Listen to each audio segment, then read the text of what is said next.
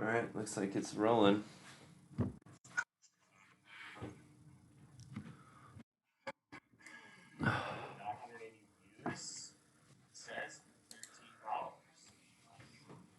Yeah.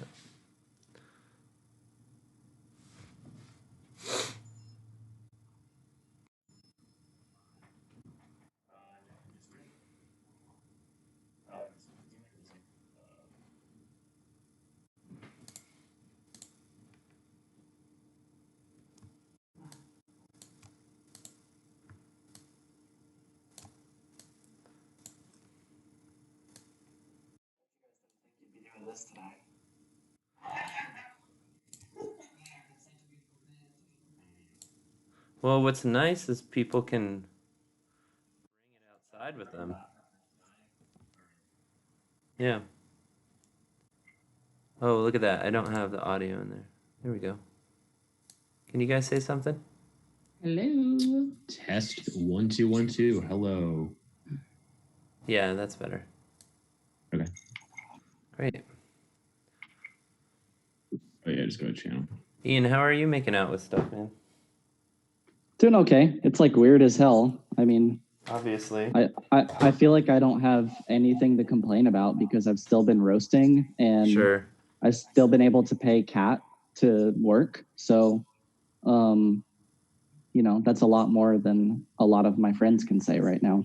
Yeah, totally. It's a weird position to be in. Yeah, a big pain in the neck, but I'm overall hopeful. I think it's gonna suck for longer than we all want it to, but yeah, we'll get through it. We're gonna crush it. Because did you have online sales before, or did it make you set up online sales with the pandemic? I did have online sales, but they were 1% of my business. So now like 99% was wholesale, which wholesale is almost completely gone for me now. And online is now, basically what I have. So there's still like a hit to revenue, but online's been a pretty good increase. So it kind of forced me to like do online marketing and learn how to do stuff like this. Like, totally. you guys are going to learn stuff doing this for Waking Windows. And you're like, oh, like we could probably do like in between, like through the year, do things like this on a normal week, Yeah. You were saying even last night was even during the winter, like if we want to do a night or something, because obviously everyone's at home, it's super cold out, and just like different ways to connect with folks, especially too like all over versus just like local shows and stuff, being able to stream or do a thing and like be like, hey, everyone all over that can tune in. So no, it's a cool way to connect with folks. But no, I was curious with folks having to, either set up online ordering and all that kind of stuff that were just like wholesale and retail in the shop versus obviously having to, literally learn everything online in a matter of like a couple weeks is wild. Yeah. And a quick Vivid plug. I learned how to make cold brew, so I'm drinking some Vivid cold brew right now. Brand. Love it. Nice. I didn't wait to how to up the game right now because I'm obsessed with it and I can too much. That is true. Thanks for the support. I love it. Yeah. Oh my God. Yes, you could curbside pick up as well for folks who like to. Yes. So I think what I'm going to do, guys, it's 11 a.m., 11:01. We should wear the hat. What's that? I got my Vivid hat. I got to wear my shirt. Oh, nice. So I think what we're going to do is just dive in. I'm going to put you on a larger screen so people can see a little bit better. Allie and Brian, you can mute your microphone there until Ian's done, and we'll check back in and chat when you're done, Ian, and so just take it away. Should I introduce myself? Yeah, please do. Yeah. Okay. Let me know whenever I'm live. Any promo you want to let people know about, please do. Okay. Yeah, full transparency, we've been live for a couple of minutes. Oh. Hey, everyone. Good to see you. Awesome. Well,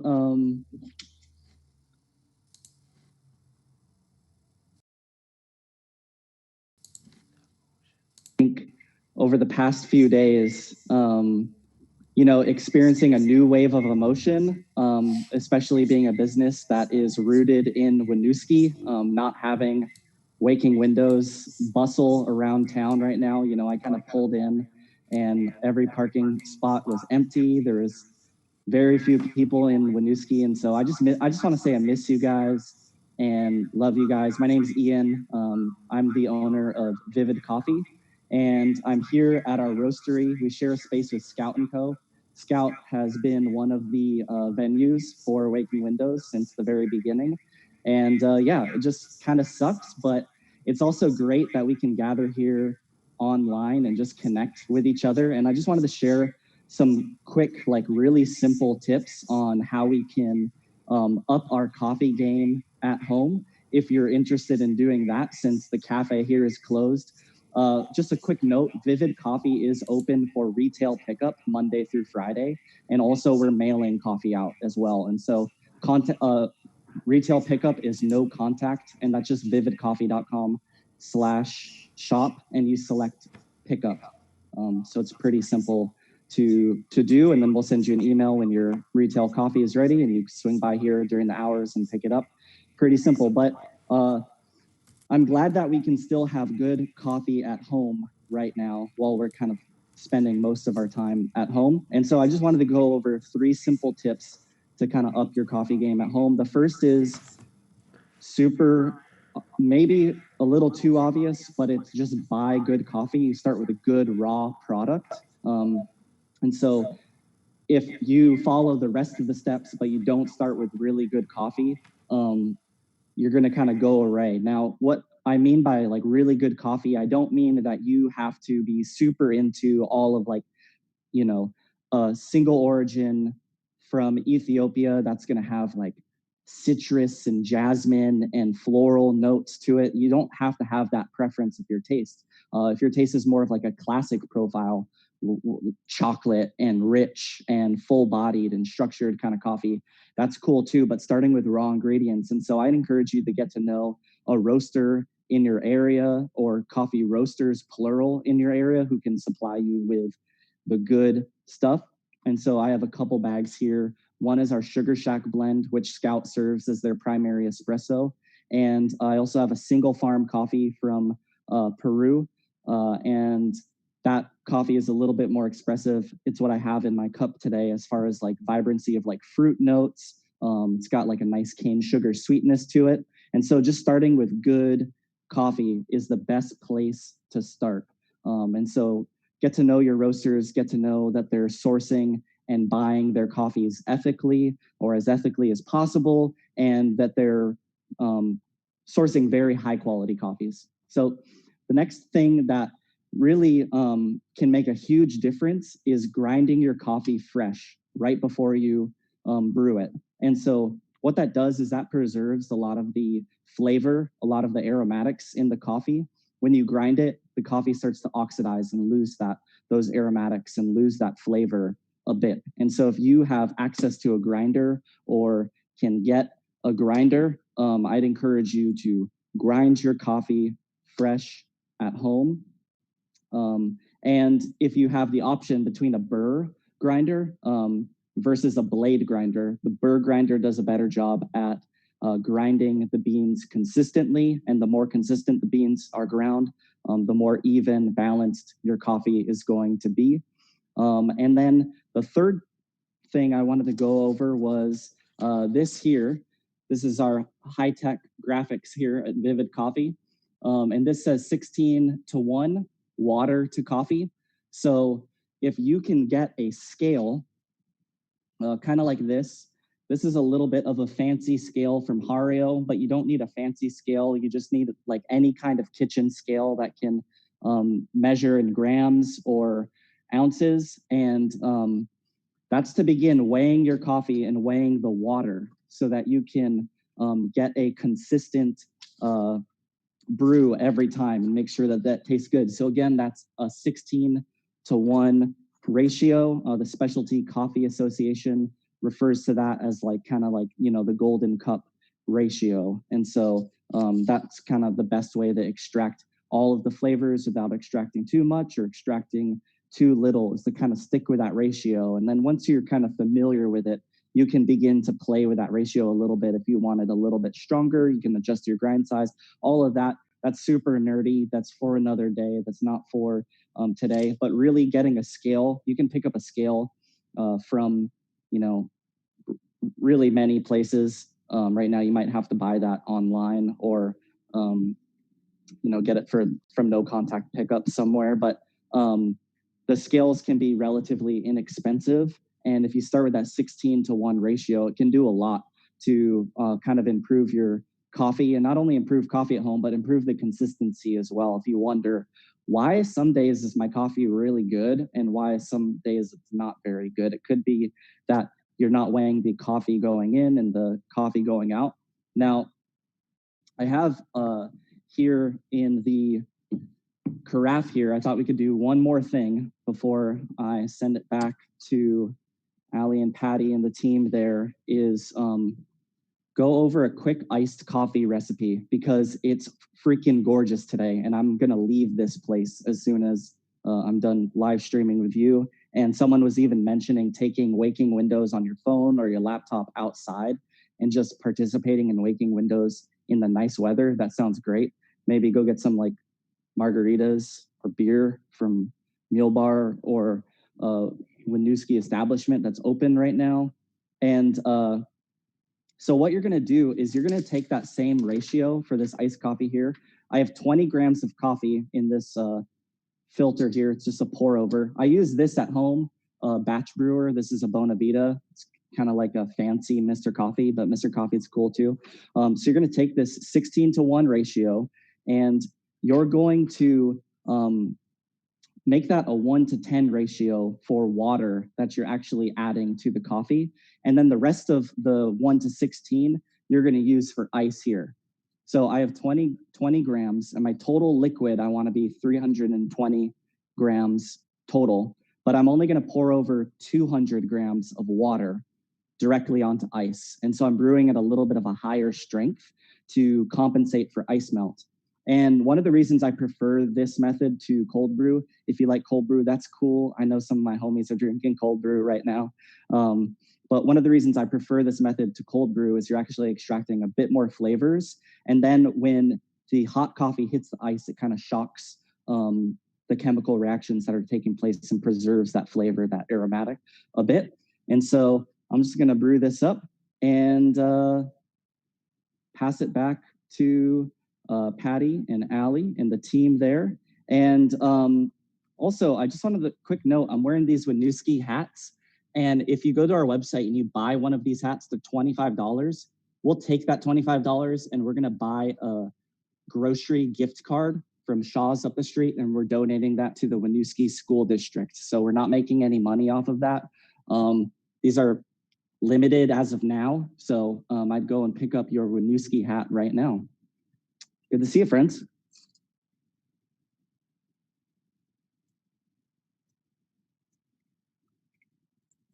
Can you hear me okay? Yes.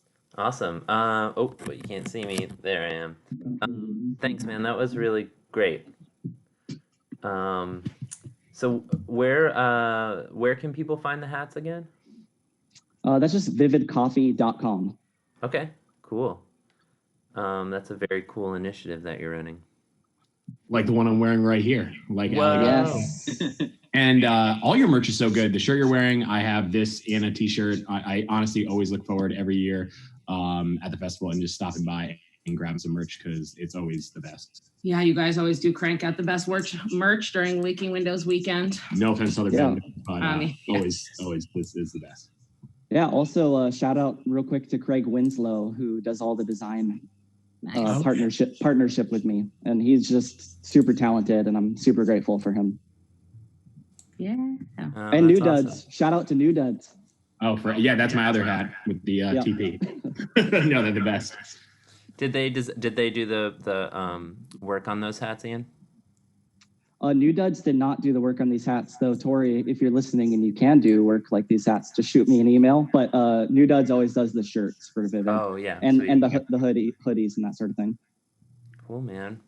Yeah. Well, thank you so much for coming in and doing your thing. Yeah, that was very great. informative. Yeah, we really appreciate it. Cheers, friends. I miss you guys. Yeah, absolutely. I'm going to I'm gonna put you in the waiting room, Ian. Thanks for coming. All right, it's just us. All right. I need to get a coffee grinder. You do. That's like one thing we've been arguing about at the house. Much. It's the constant. That's what really grinds our gears in quarantine. Oh, Gears, huh? All right. So yeah, here we are. Day 2 of Waking Windows. Allie just wanted to give a quick rundown of how to support Winooski businesses and the artists that are playing the fest and we're going to play the fest. Yeah, absolutely. Yes. So if you did not tune in yesterday, we wanted to do Waking Windows at home this weekend to also give a bit of a boost to the Winooski businesses who typically are getting an influx of business right now, especially on a beautiful day. Most of the restaurants are either offering takeout, gift cards, ways to support the staff. So if you just go to downtownwinooski.org, they have a pretty extensive list there. We're also featuring most of the businesses on our Facebook. The Winooski Food Shelf, as most of the food shelves right now across the country are getting a lot more people in need. So if you're able to donate to them, either financially or with products, their website has lists of things that are most in need for them.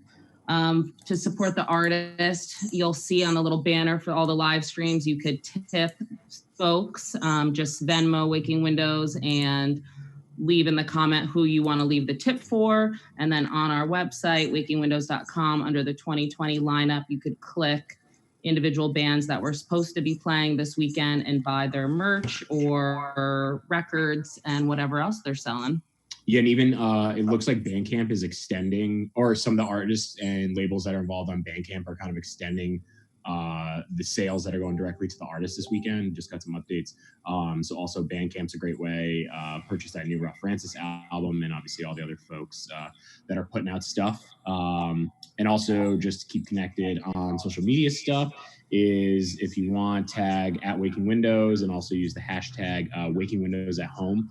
And also too, Saturday, we kind of forgot, Amy Corona mentioned this to us, which makes total sense, is if you got that festival look that you've been planning, which I have a chair in the corner of my room that has all my festival looks on it because I get excited about this. I've already changed twice today. Feel free to post that, just let us know how you're living and all that good stuff. So up next, we have Patty. Do you want to talk about this with getting Sangha involved? Or maybe run down the first half of the day?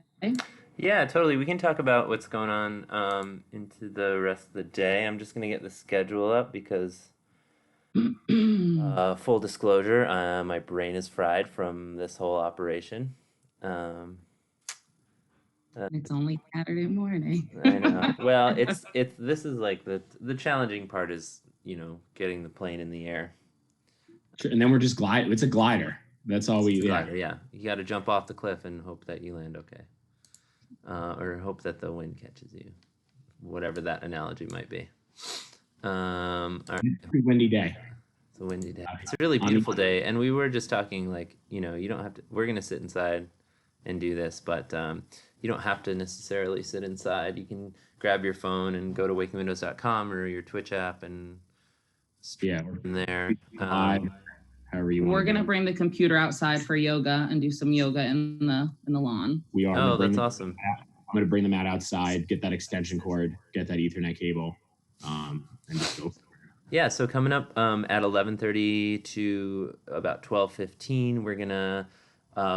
Last year we tried to work with Sangha to do yoga in the field in Winooski, but it was a very rainy night on Friday night and it was a bit soaked, so we weren't able to do it. So Caitlin and some of the other folks at Sangha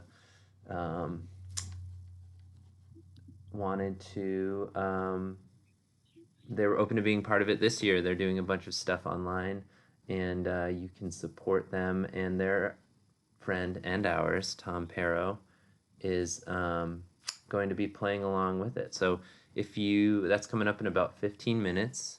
After that, we have a video that our friend Matt Perry of Dino Bravo and noted Waking Windows super fan is has made for us about Sunday bevies, just to get you prepped for the day before.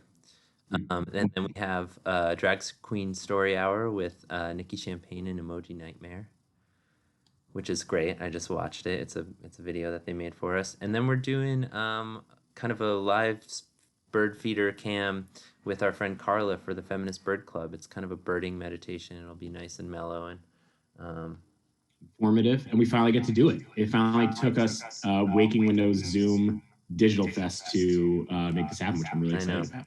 And then we have a page burner reading series, which is a traditional Saturday Waking Windows thing. And there's a bunch of readers, authors that are going to be on, hosted by our good friend Jensen Beach. So I'm going to bring Tom in here because he's in the waiting room. Here he comes. Oh, yep, there he is. I hope he's not frightened by the fact that we are streaming right now. He doesn't have time to test. No, it's a real candid There he stream. is. Tom. Tom, can you hear us? It says he's connecting right now. Yes, he's connecting audio. He's got a good monochromatic look happening today.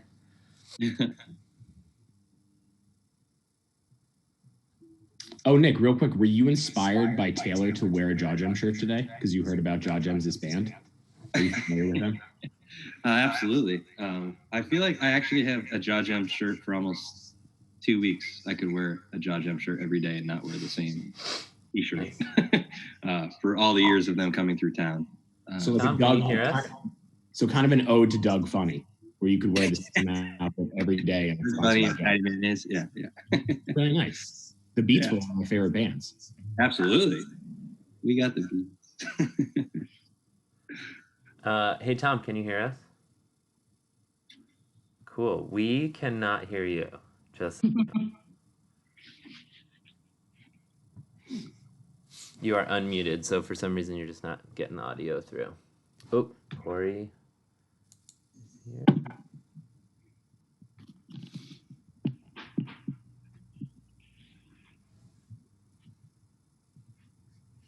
Hey, so during this, I think what I'm gonna ask Brian, and I might. Hi. Hi, I just realized my Zoom keeps connecting to our teacher account. I'm going to log out and come back real quick. Okay, cool. We'll be here. So I think what we'll do, Nick and Brian, is I might just bump you to the bump one of you at least to the waiting room so that we can just have Tom and Caitlin in view for streaming. Oh, yeah. Yeah. Feel free to. Yeah, I got to get my actually yoga mat ready and take the laptop outside. Oh yeah. So if Yeah, you guys, if you want to go do that, I'll just bump you out there right now, and then we'll see you in like an hour. All right, sounds good. Looking forward to some yoga. Yeah, Absolutely. yeah. And some live music. It's a combo. Love a combo. Why just have one? There it is. Yay! Yay. Patty, I'm just using this one condenser here, Okay, so you might not, my voice isn't mic'd. that's fine. I can grab a microphone for my voice, but I figured I'm not going to be doing any talking, so No, I think we're gonna leave the instruction to Caitlin. as for the best. I think that Tom would teach a really incredible yoga class, though. I've been a part of so many. I probably know the master's instructions by now. Patty, should I run a little bit of audio here? Do you have any levels on your end that you need Yeah, to- can you just give me a little bit of the guitar? Of course, yep. And let me know. I can adjust levels on my end as well. I think that's gonna be maybe come down a little bit so that we make sure that we have Caitlin's voice.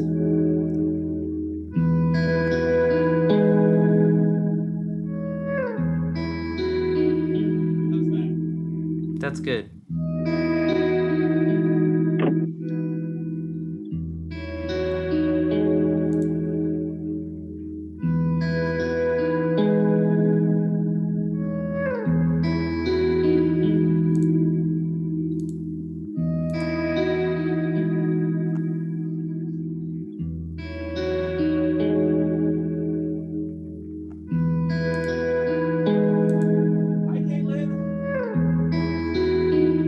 we practice both talking? Is that what's happening? I'm talking with my guitar. How I feel most comfortable talking, I guess. So when I'm talking, it will sound like this. Okay, I think then, Tom, you should come down a little bit more.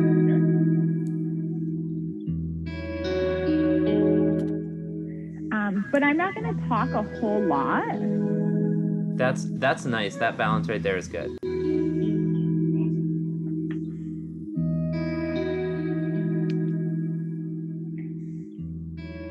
So I think what I'm gonna do is just have the video mostly on Caitlin so that people can see what they're doing.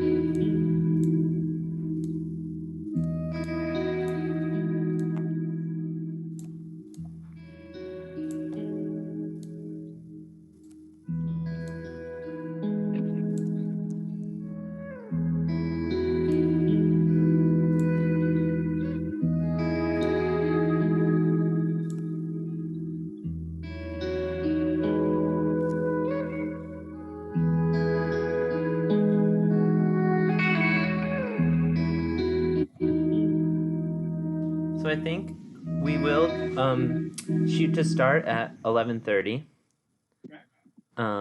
But it would be nice to just check in with you guys and see how you're doing. Awesome. Wow. Everything over. I'm pretty good. How are you, Patty? You did a good job putting this all together in like it was a very short time. Yeah, I really learned a lot about streaming this week. Yeah. That is actually one of kind of, I guess, the cool things. We're all learning these skills we never thought we would have. I know. I had to sort of forgive myself for not, creating an album or writing lots of music or like learning a new creative skill. It was kind of like nice to have a very concrete, like have a goal and have a skill that I needed to learn to make this thing happen. And it was good. And I feel good about it. It's kind of good to back yourself into a corner sometimes and learn something new. Yeah. Big time. Yeah, it's funny. It's a funny time where like I feel like there's a lot of kind of secondhand pressure on artists to be like doing all kinds of creative stuff during this like super weird time, and like it's not always easy to just like turn on the creative like vibe, especially when like just like the world is just super weird. So yeah, I'm gonna Tom, it is a little bit hard to hear you, so I'm just gonna reiterate kind of what you said, that there's like this funny pressure on you to like turn on the creative juices, but I think it's okay. Like I remember seeing, I think Michael Chorney posted something on Facebook after everyone was like, I'm gonna do so much stuff, and he was like, hey, it's totally okay to not do all that stuff. It's it's fine if it's you funny end because up like in the yoga world, everyone's just like, it's fine if you don't want to do anything. Yeah. Take the time to rest. Yeah, I think that's a really nice sentiment. Yeah, like it's interesting. I hadn't thought about how like different industries probably have like different pressures. Sure. Yeah, totally. And I think, I think if you are creating like crazy right now and able to do that, that's awesome. And like, but I think it's also if you need to like watch TV 8 hours a day, that's also okay right now. Yeah. I mean, that's like, not to be like, oh, that's the yoga, but it's just checking in with what you actually need and want to be doing. Yeah, absolutely. If it's just mindless that you're like, oh, this TV is also not making me feel awesome, then that's Right. the thing to check in with.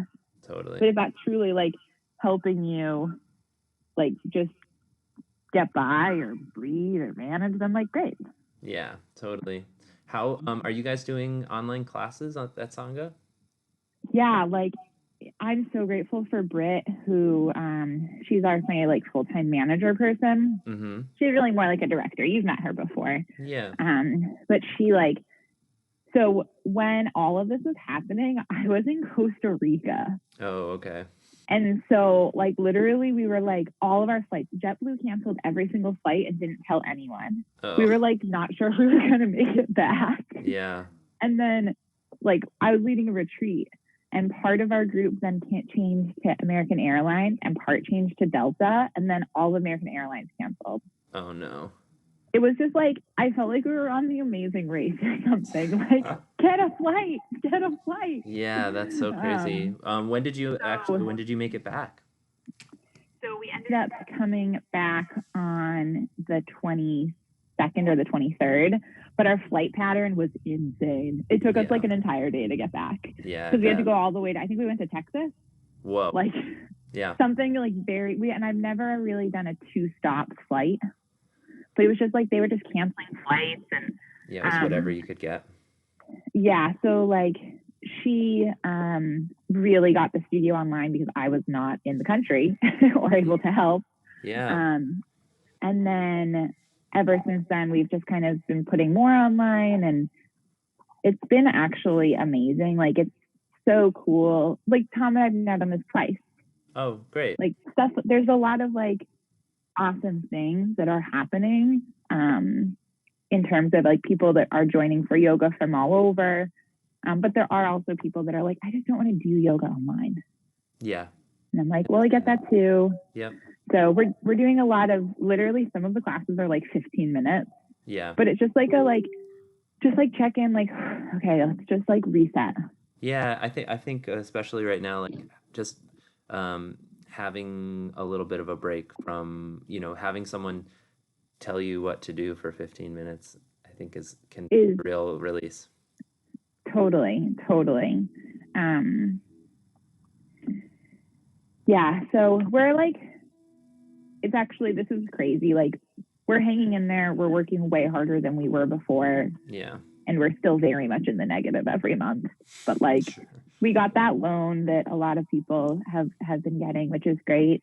But I do feel concerned. Like the yoga is about being in a closed space together, deeply breathing, and ideally I'm touching your body. Yeah, totally. So like all of the things are like not gonna happen anytime soon.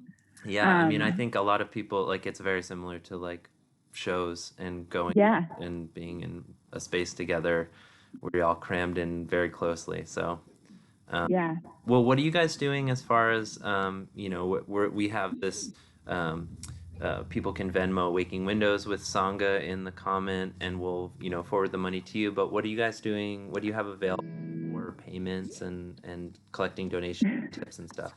So I used to have a Sangha Venmo, and then you're not supposed to have one for business, and they made me shut it down.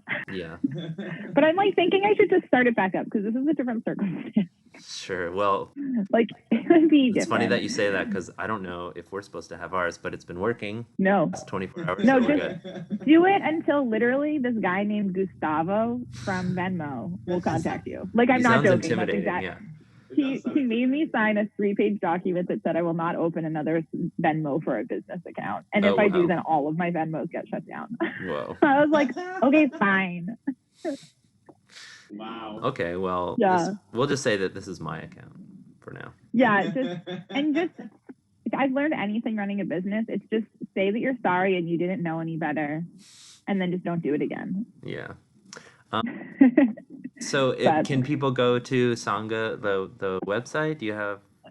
Yeah, so we have like this other platform on our website that's kind of like a PayPal type platform in a way, which works out pretty well because it lets people do one-time, monthly, or annual donations. Oh, cool. So it has like a recurring feature, which is the reason that one's like nice. But and then we're doing classes, and we're actually, I got a bunch of the studios together. So next weekend we're going to do kind of literally like this exact same kind of idea, like all day long, just different things. But it's just going to be someone from each studio is representing their studio, and then we'll kind of share the funds. Oh, cool.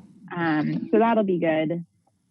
So yeah, like I had a hot moment where I felt a little bit challenged, and then I talked to someone that is in the yoga industry that was helpful about how like there's so much that's happening that's really sad, and like when I hear businesses are closing, like it literally like crushes, like that's so heavy. And I feel kind of energized by like, okay, well, let's figure out this online thing. Like there is stuff that can happen. It just takes a ton of work.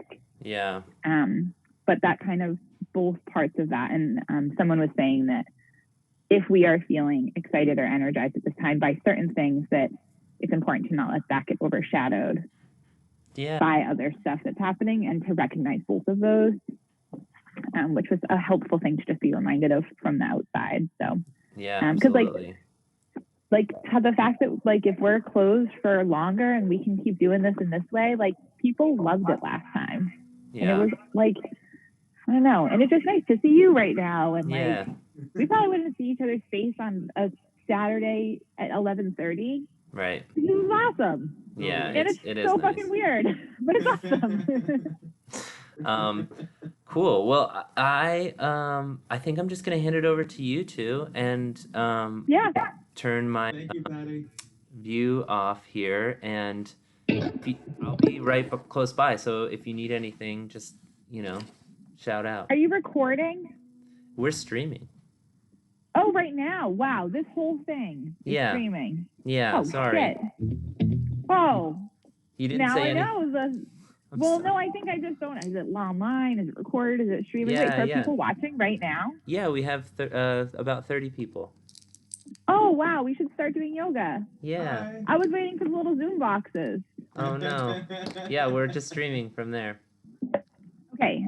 Wait, before we start, Tom, I think you're going to be into this. This wasn't part of the plan, but I think you're going to be into it. I brought these. Oh, okay. Wait. Yes. Okay, I got a book I was too. thinking, should we? Oh, you have them too? Or no, I've got here. I'll show you my book. You ever read this one? No. Oh Zen my Flesh, God! Zen Look at Bones? how worn this thing is. I was gonna say it looks like that's been read by a lot of people. It's my favorite book ever. Oh, it's falling apart. Okay. Anyway, books are cool. I was thinking that we could pull a card collectively for the whole group. Ooh. So the three of us and 30 plus however many people, we've got to just like channel your vibes. Okay, you ready? Yeah. I'm gonna pull it right now. Wait, do it again. I slipped up there. Hold on. Okay, here we go. No, not that one. Okay, there we go. The owl. Okay. Oh boy. Radio Bean fans go crazy. This is our card for the day.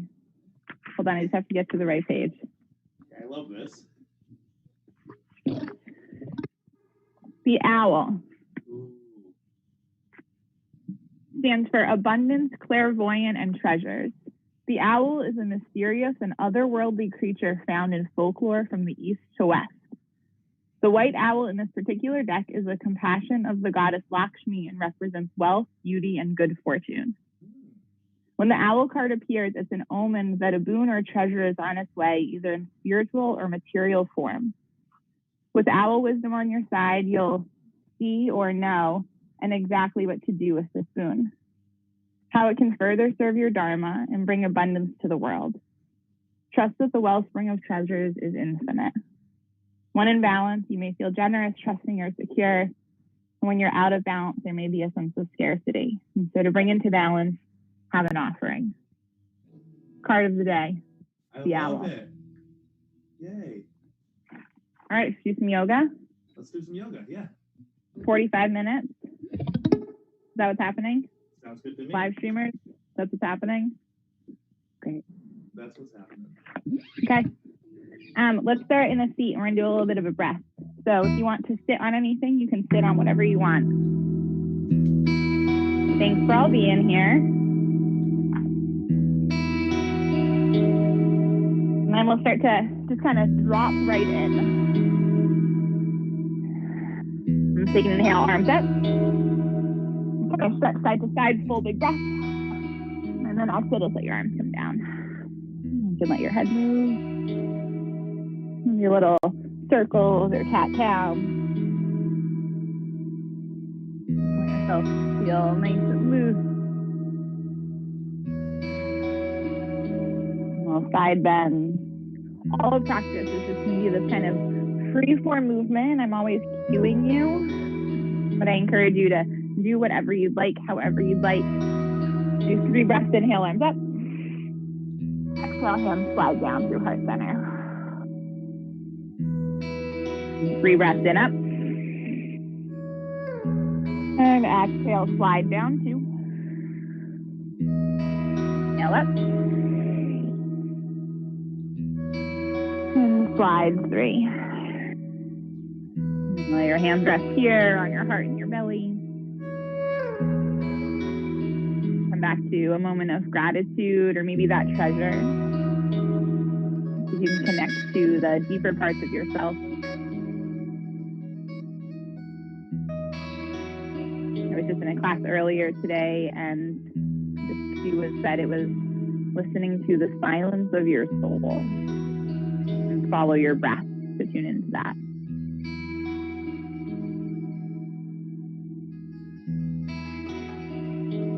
Wherever you are, you can tune into the felt sense of all of the other people who are practicing in this exact same moment, listening to the music, to yourself.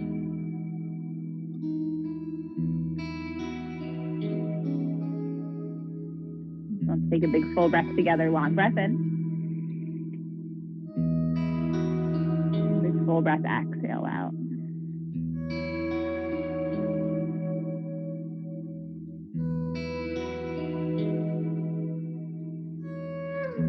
We'll come around onto your hands and your knees. We'll shift into what's called tabletop pose. We'll take a little bit of free-form movement. In your tabletop, you might take some cat-cows, sea-waves. At any point in class, you want to just come into a place where you might be for longer, maybe a meditative seat or child, shavasana, just come right there. Let your yoga be about this, tuning into that deeper part of yourself. If we tune into ourselves, we can connect to others. Maybe you take a little wrist stretch, flipping your palms.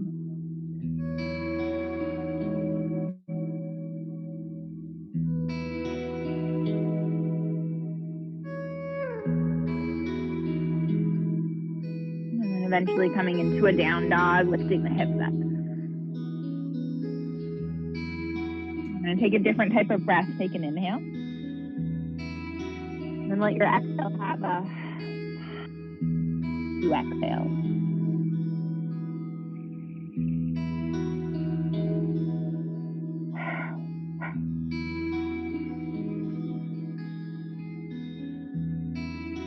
Eventually come into a ragdoll shape. Forward fold at the front or the back of your mat. Legs as wide as you'd like, torso hanging over the side.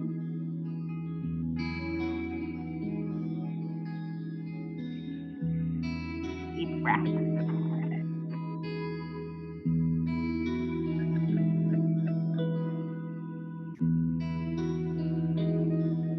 And inhale halfway, hands along the shins or behind the back. And then exhale, forward fold. And then let's inhale, take them behind your back. You did it before, interlace the hands. Ground through your big, lengthen the crown of your head forward, hands back. Then exhale, hinge at the hips, fist comes overhead. Sway. Draw legs through Tadasana, arms by your side. And catch your breath. Maybe you take that second side breath in here. Rock forward and back on the feet, flaring the toes, lifting up to the heels.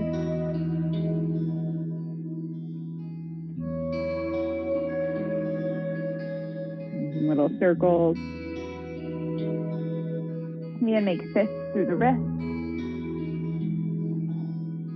The head moves. See if you can call in almost your whole body into your practice. In time yoga can feel like this dance. As you move through your wrists, maybe you naturally come into a side bend. And then drawing it back towards the other. Inhale, reach both arms up high. Let the hands come up, chin towards the sky, the ceiling, wherever you are, and then big full exhale, forward fold. Inhale halfway. And exhale through plank pose.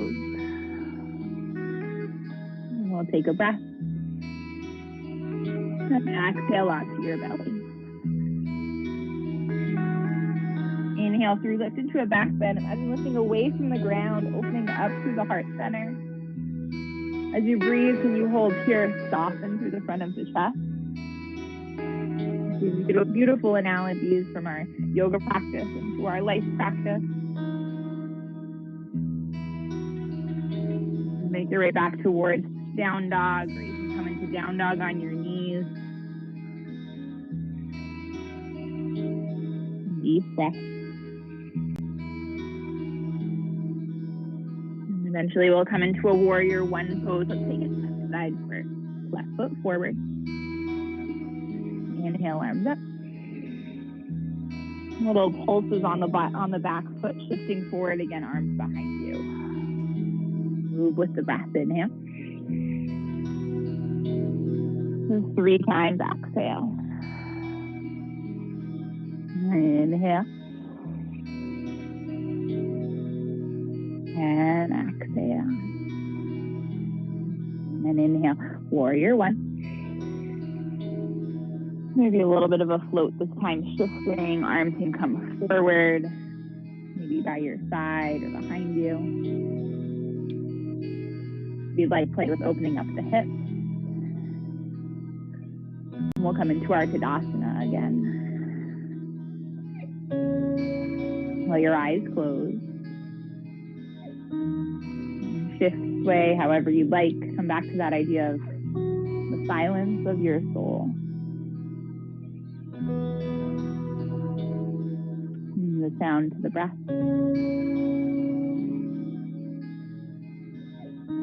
I'll come into our warrior one on the other side, right foot forward, step the left foot back.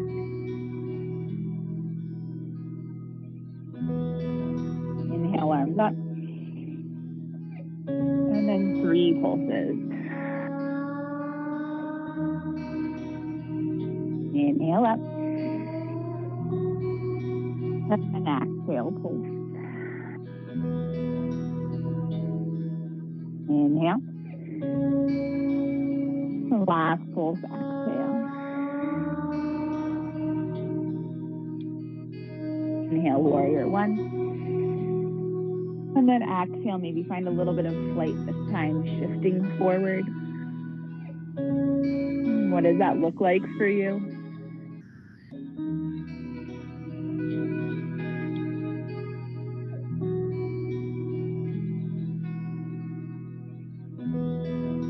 We'll come back through center, through standing. Find Tadasana.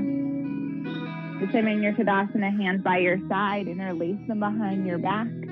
Take your fist over towards the left side, left ear to the left shoulder, a little side stretch through the neck. You can play with tilting the chin up or down.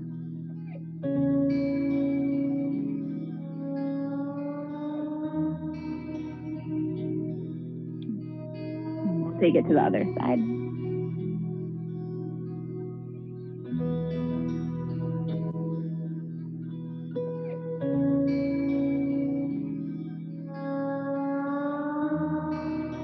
Come back through center, a little standing back bend, hands along the low back. Allow the torso to lift. And breath, exhale out. Deep breath in.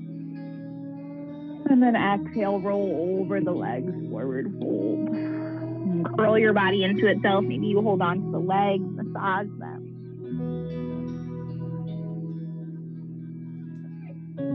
Deep breath in. Full exhale. Take a gentle step back towards your plank pose. And from your plank, roll into your side plank. Onto the left hand. Like you can always drop your left knee down. Reach the arm up. You're trying to create more of a rainbow shape, lifting up and over.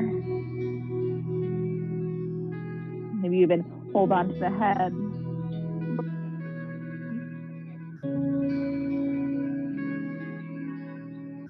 Back through center, taking it over to the right.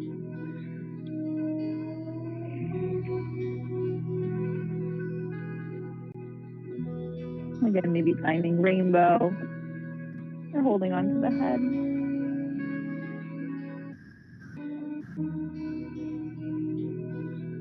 Press back through center. And come onto your knees, tabletop again. We'll continue to open through your chest, crawl your arms forward. Let your forehead, your forearms, chin or chest come to the ground. You can widen the arms, more space for your shoulders, widen your knees.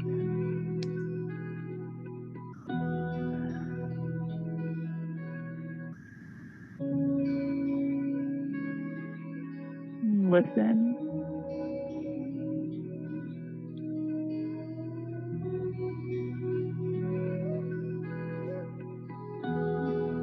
And to come out of it, slink back onto your heels and then lift yourself up where you're sitting on your shins. As you sit on your shins, your toes can be tucked or relaxed. You're going to take your arms by your side. We'll find a little bit of a back bend. Inhale, lift the chest up. Roll your shoulders down. And then let the head just gently fall back and lift. See if you can lengthen through the back of the neck. Just opening across the collarbones, opening and deepening of the breath.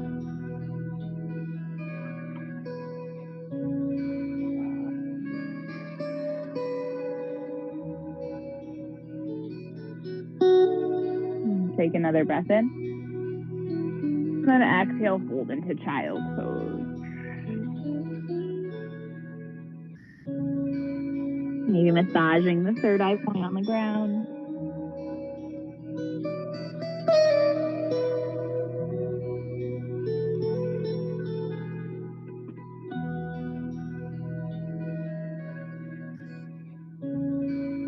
You're checking in not only with your own breath, but where your mind is at.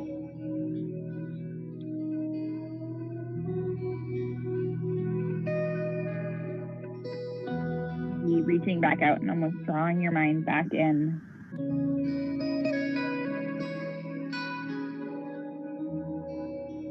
Taking that exhale again, that inhale. That kind of 2 breaths. Exhale. Add a little twist. You can take it from your child's pose or from your tabletop. Leaving the left arm underneath the right. Turning the head towards the right. Right arm can come up to the ceiling or it can wrap around your back. If you take it more in tabletop, the hips will just be over the knees a little bit more.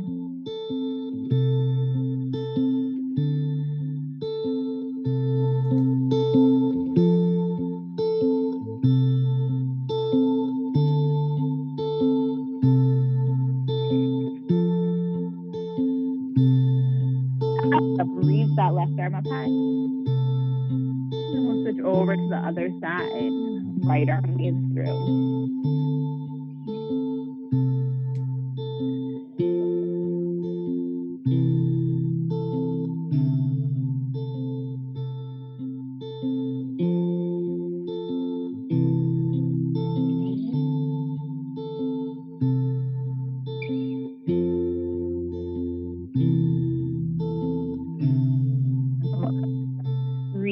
right arm back up high, again, your tabletop or extending out long into child's pose. And we'll again make our way back towards down dog, or your down dog on your knees. If you come into down dog, maybe you bend the knees, sway side to side.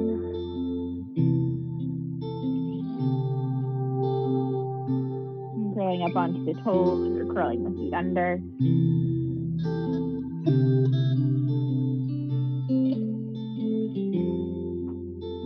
And we'll come into what's called crescent warrior.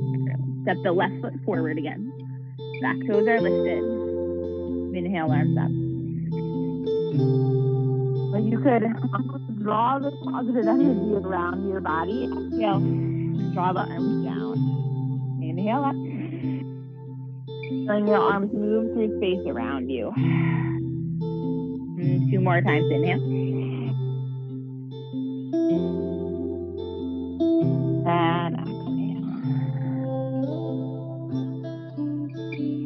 Inhale, arms up. And exhale, we'll hold it this time. Inhale, let your chest open up. And exhale, warrior 2. You move through your wrist. Move through your head. And it's passing of air around you. We're going to inhale, reach back. And then with your top arm, kind of reach for your back shoulder and then back through warrior 2. Take your own inhale. And exhale.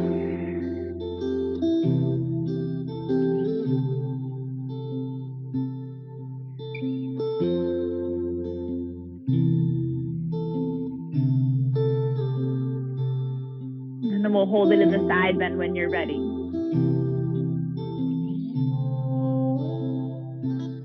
Again, you can hold on to your head, open up. And then from here, shifting forward into what's called side angle. Maybe straightening that front leg into a triangle.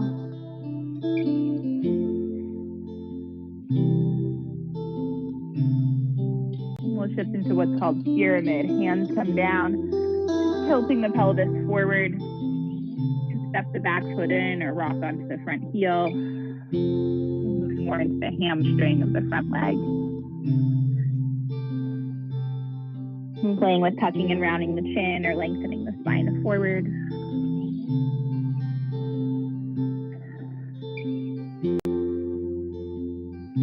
And sliding that front heel back. We'll make our way back to down dog. You can take it through a vinyasa pass if you'd like. That's that kind of push up. 3-legged dog, right back to down dog. Take a few moments, stay up there. Eventually finding your crescent on the other side.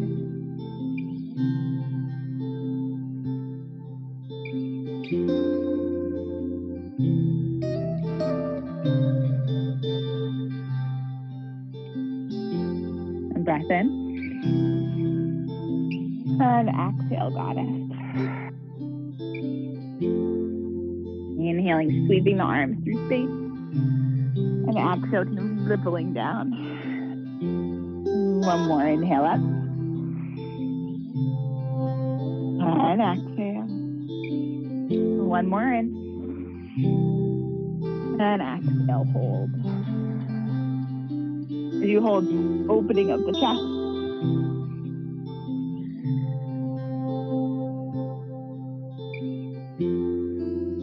Coming into warrior 2.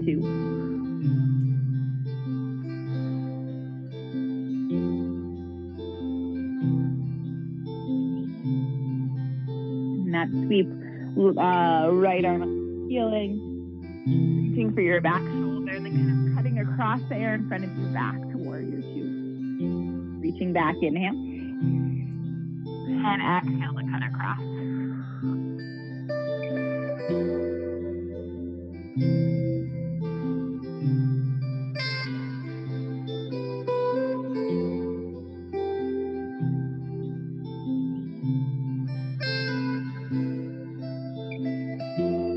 Meeting up in that reverse place, side bend.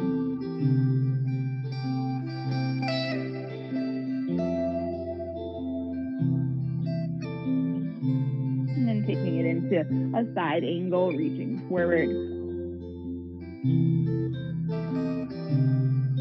Knee triangle.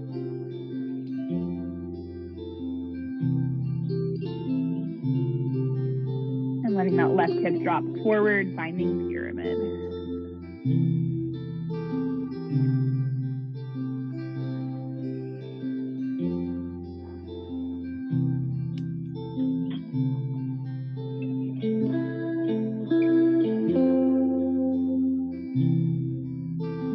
We'll take a full vinyasa pass, either coming into your down dog, feet up at the front of the mat, or stepping your left foot forward. Inhale, breath, reach up. Peak of your inhale, all the way up. And then again, hands through heart center. We'll take a moment to meet up there. And always be here longer, no rush. You let the eyelids touch. Notice where the gaze is, even if the eyes are closed. Be drawing your gaze up to your third eye, the space right at the center of the forehead. Allow your breath to direct there as well.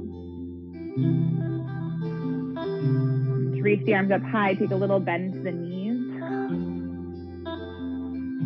And then exhale, fold. Inhale halfway, again, hands can come along the back. And exhale, high plank. And we take an inhale. And exhale onto your belly. Inhale, lift away. And exhale, take it back.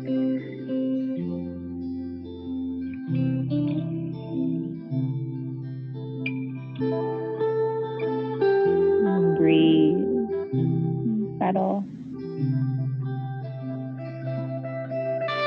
Eventually we'll come to the long edge of your mat.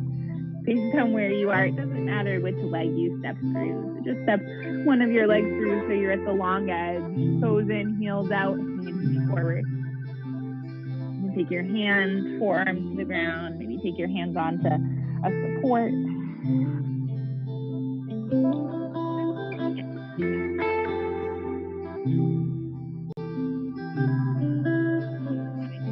Lines of the legs.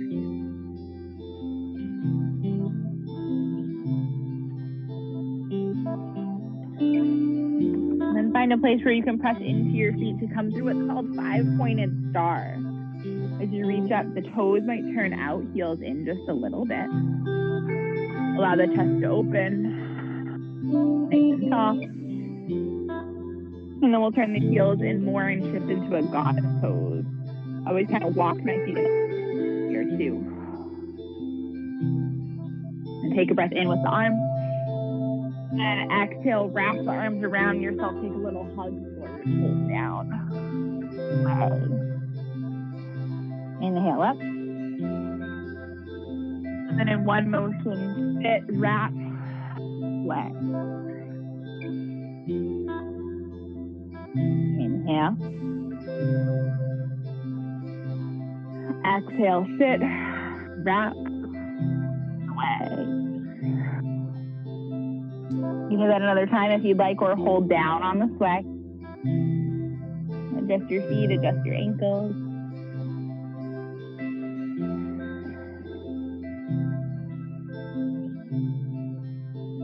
If you're feeling tight through your neck, you might take your hands to the backs of the shoulders or the traps. Maybe even along the neck, give yourself a little massage. Use your fingertips palpating through the back of the skull, the line of the neck.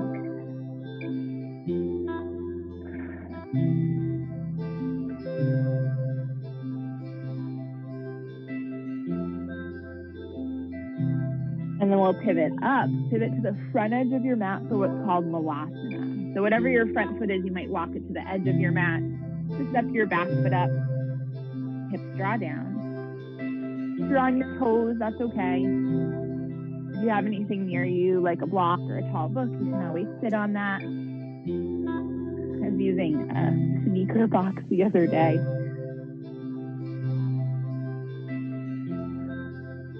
Place them in a Malasana where you find that the knees are separating from one another, again, an inner line in the hip.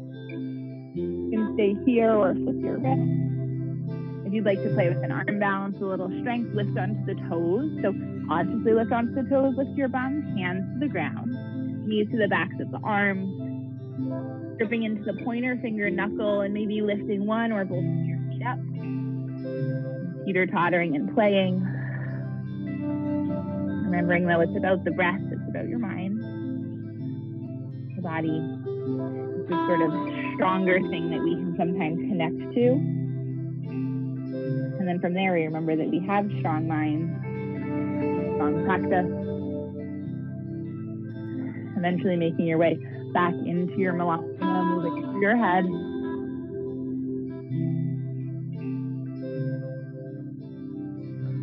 And we'll come into kind of a fold and then make our way back to down dog again. We'll shift into pigeon. If you did use a block in your Malasana, you can keep it nearby. Left leg forward. Check out the right knee, lengthen. You can prop up that left hip in any way you'd like. Your choice to stay lifted. It can feel nice as a chest opener, letting the breath flow, or to lower down.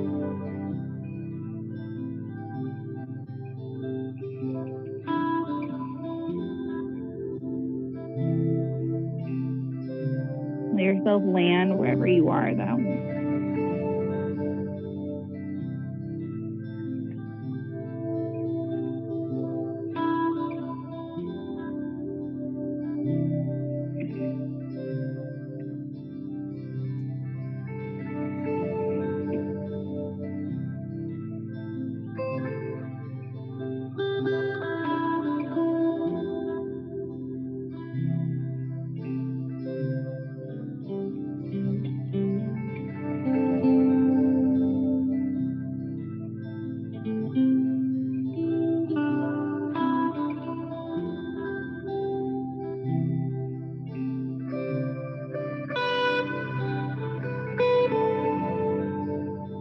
So ready, lifting yourself back up. And then something to draw your legs together, whether that be a tabletop, that supported down dog, or back to down dog. Just a place where your legs are side by your side, keep the low back neutralized. And then pigeon to the other side.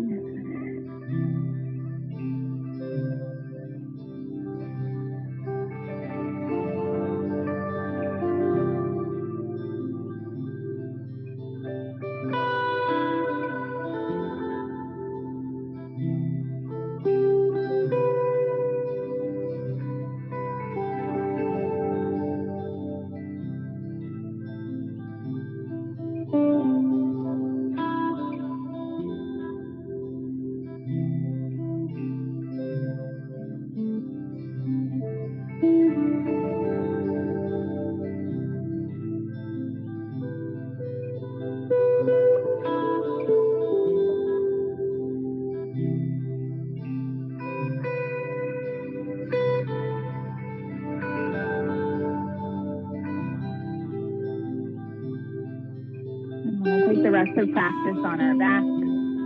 Again, just let your hips neutralize in some way, so drawing your legs together. But then coming onto your hands and your knees, swinging your legs around. As you swing your legs around, if you have an army come onto your back, you can take kind of this low rolling down. If you have come right down, you just stay there. I'm going to take the legs right over the backs of the arms. And just rock side to side. You can hold opposite elbows if you'd like.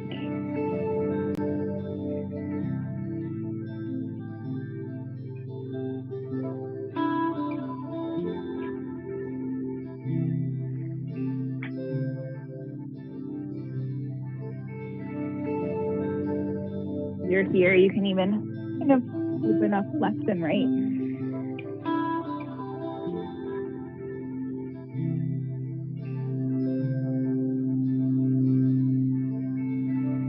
And then we'll extend both legs up, make a little diamond with your hands, pointer finger and thumb. Place that right underneath the very lowest part of your back. Let the legs be soft. It feels like it's a lot of work to hold your legs. You can also take your hands in front of the thighs, almost like a little kickstand. The legs will fall towards you. It's okay if the knees are bent or the ankles crossed.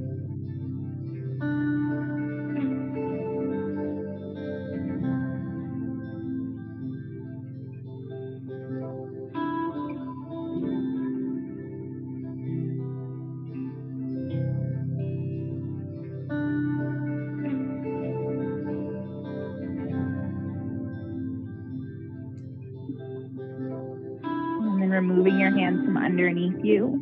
We'll take a little forward fold. You're hugging the legs towards you, just to whatever extent they do. Again, it's okay if the knees are bent, if you're holding on to the backs of the legs. You can explore lifting the chest up.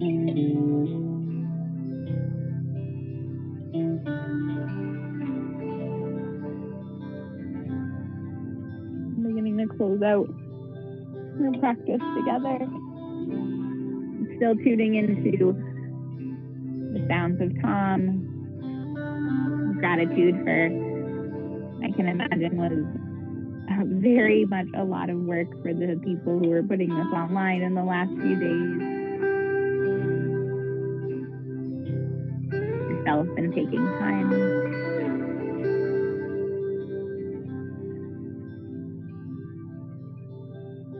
Eventually let your feet plant down on the ground. Move into a little bridge pose, arms by your side. I like to bend the elbows into the ground, puff the chest, and then lift up into bridge. A small firming to the back body.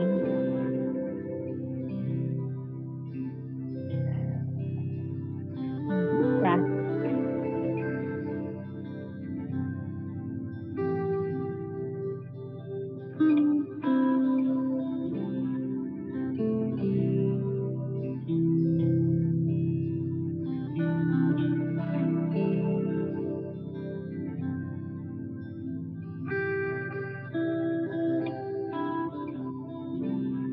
Lowering down, coming into spinal twist.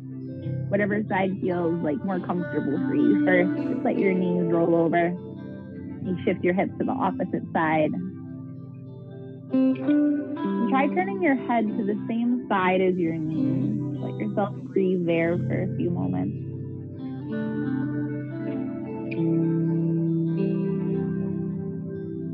And if you'd like, letting your head move through center and then to the other side.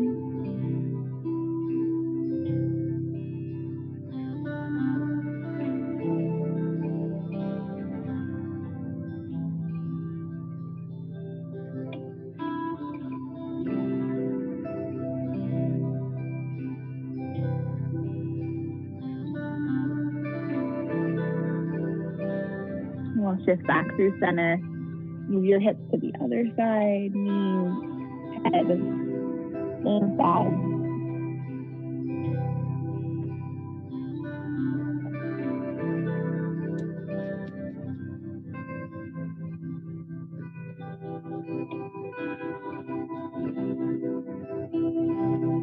And allowing yourself to peel open again.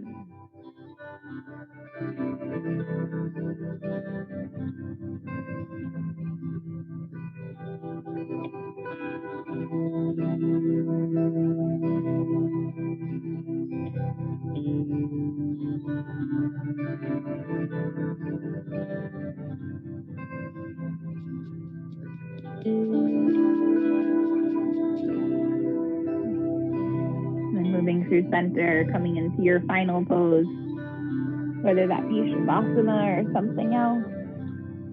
A place to rest can also be soles of your feet connecting, arms overhead, another legs up the wall. Close together, we'll take about a minute in a breath in a seat. If you'd like a longer meditative seat, you can always come there too.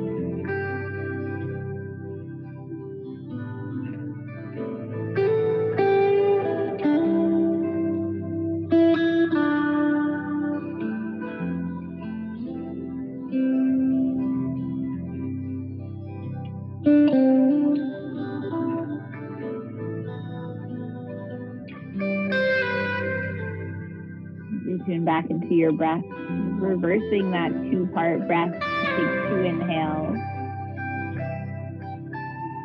and an exhale. Doing that as many times as you'd like.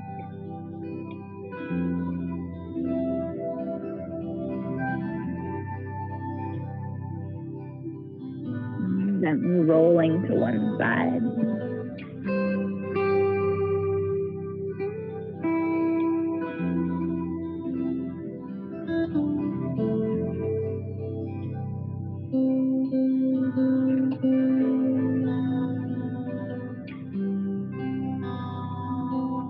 And then we'll meet up in a seated position. If it's comfortable, letting your eyes close, drawing your hands towards your heart or your belly, somewhere where you feel like you can connect to not just your breath, but that same idea that the silence or that inner part to yourself.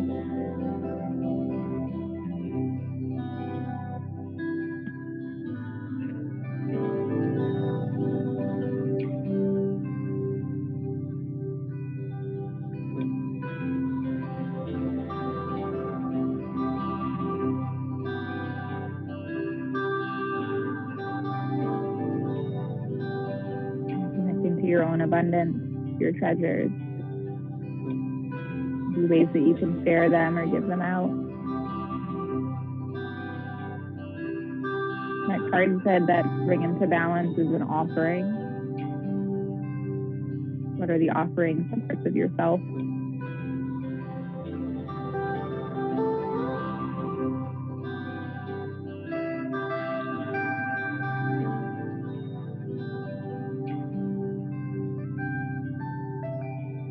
Eventually sliding your hands towards one another right at the heart center. If you'd like, giving a gentle tuck to your chin. Thank you for taking this time, for being here, for listening. And to the team that has put it together, to Tom. When you close, you say namaste. Namaste means light in me, season honors the light in you. So let's take one breath together. Full breath, exhale out. And namaste.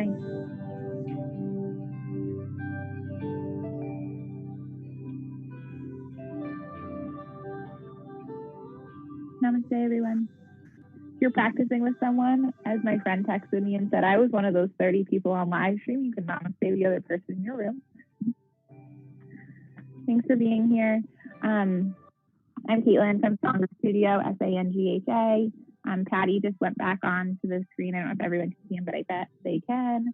Waking Windows, and Tom is wonderful. Paro, P-A-R-O. Thanks, this is great, and I hope you all have a wonderful Saturday.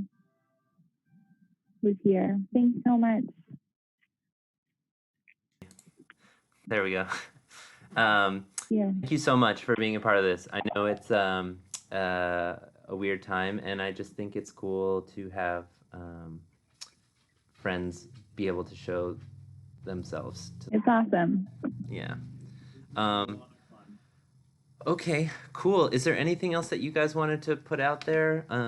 I know it's like there's, I'm finding like the tail end of these Zoom calls sometimes has like a, what do we do now element to them. But if you have, Are there still people streaming right now? Yeah, so the Hey, Pete. We had about 23 people streaming all the way through the session. Cool. Yeah. That's awesome. And that doesn't include. Did the sound work okay with both? Because you're like super tech sound savvy. Yeah, it sounded great. I mean, you know, you can always like, there's always like, it's clear that you're streaming it, obviously. There's like the digital element to it, but no, it sounded really good. And cool. I actually put it on my phone and went outside and sat on my porch and listened. And so nice. Yeah, so we're doing a lot. We're coming up next. We have the drag queen story hour. I saw that online and I love that. Yeah, it's gonna be really good. Actually, I used to work with Emoji Nightmare, and so I just like love following all of the things. Yeah, so since it's so beautiful out today and would, be a great day to be outside at the festival, it's a good opportunity to grab your phone or your tablet or laptop and head outside and watch the rest of the stuff from outside today.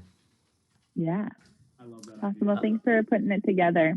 Yeah, thanks for being a part of it. And just to remind people, if they enjoyed this set, they can go to Sanga's website and do some more work with them there, or donate to us, and we'll get the money to Sangha, or go and donate directly on the website. Awesome. Cool. Thanks, I'm gonna Dada. kick you guys out of this room right now and bring. Check it out. All right. Thank you. Bye, Patty. you two. Thank you. Thank you.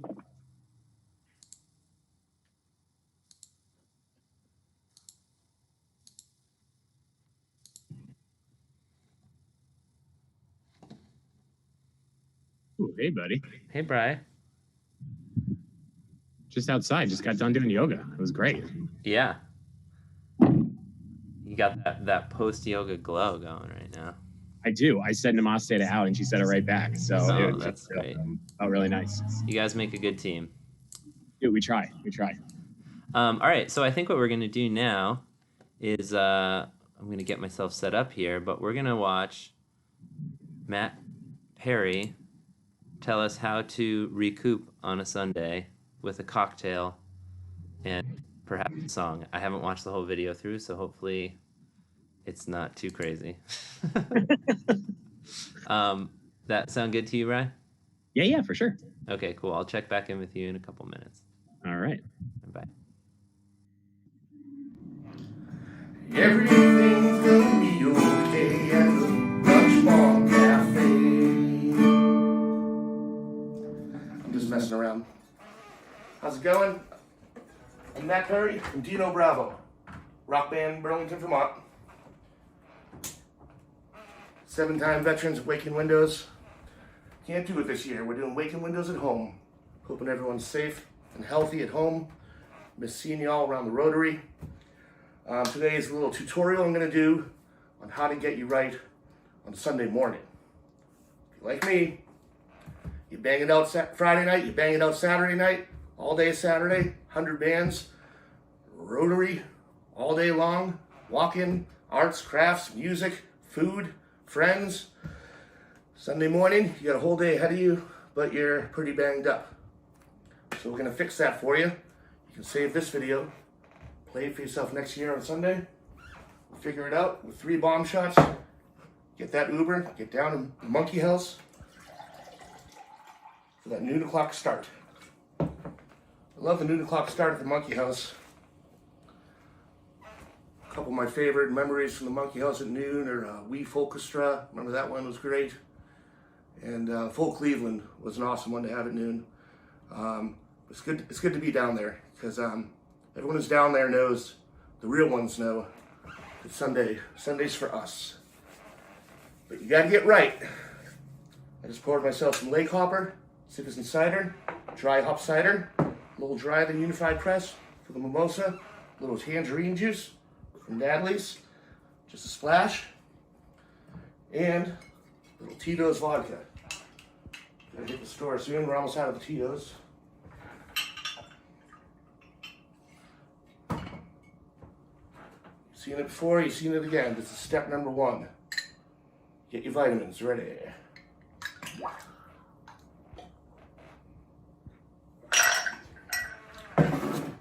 That's delicious. So now you have your vitamins in you, you see? Now you need some protein in you. You hear? So we're gonna do something a little weird here.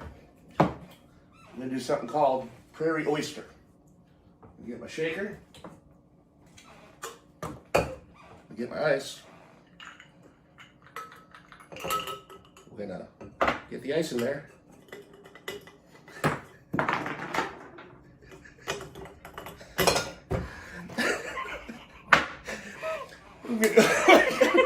We're gonna get going on this Prairie Oyster, you see. This calls for tequila. You may notice that most of the bottles are just about empty in the house. We're just gonna eye this one out for about 2 ounces worth.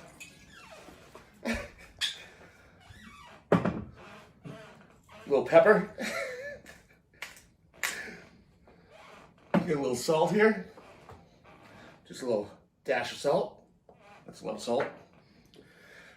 You got some Tabasco sauce here.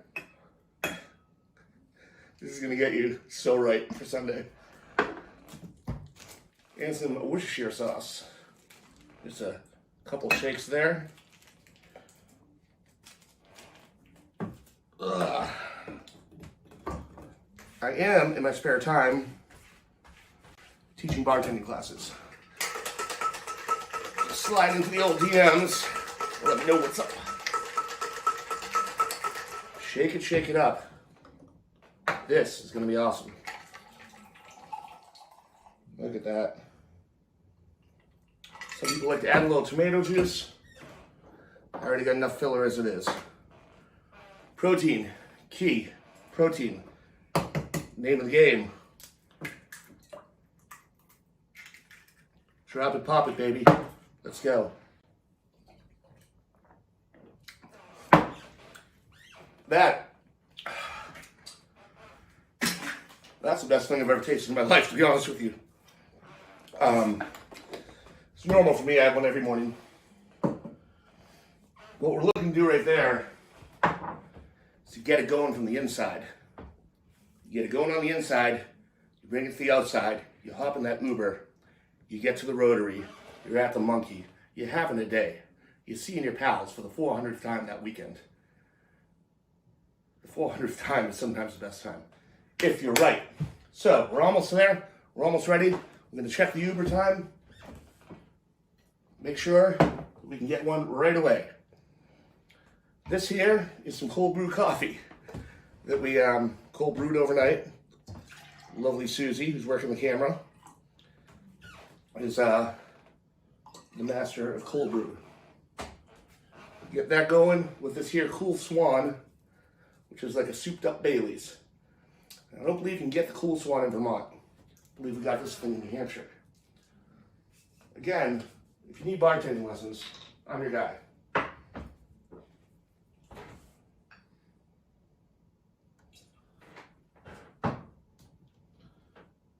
Do the shot of cream. You fucking get ready to go.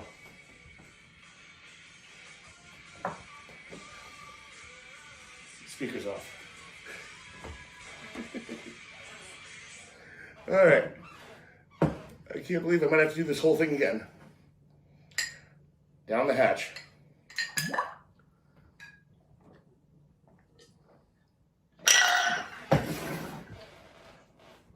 That's something else. At this point, you're calling it Uber. Maybe light up a little Mother Nature, settle the tummy. Any leftover recreations you might have from the weekend, and you're off. I don't think I'm going to do this video again, because I don't think I can do that again, that whole thing.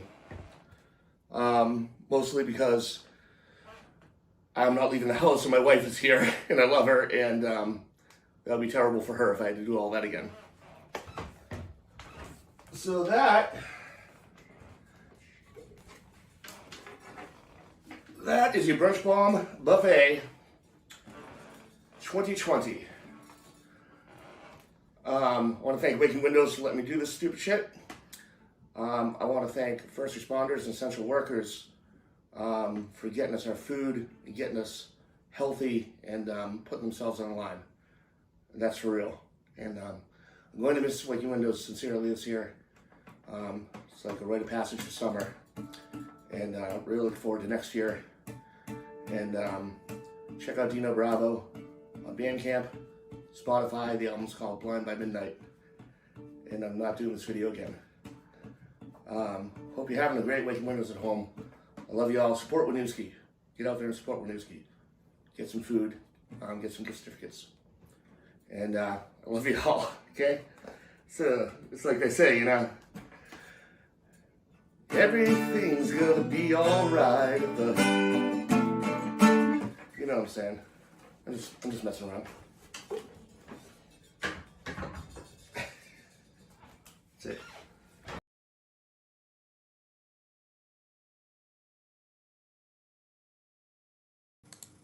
Oh my God.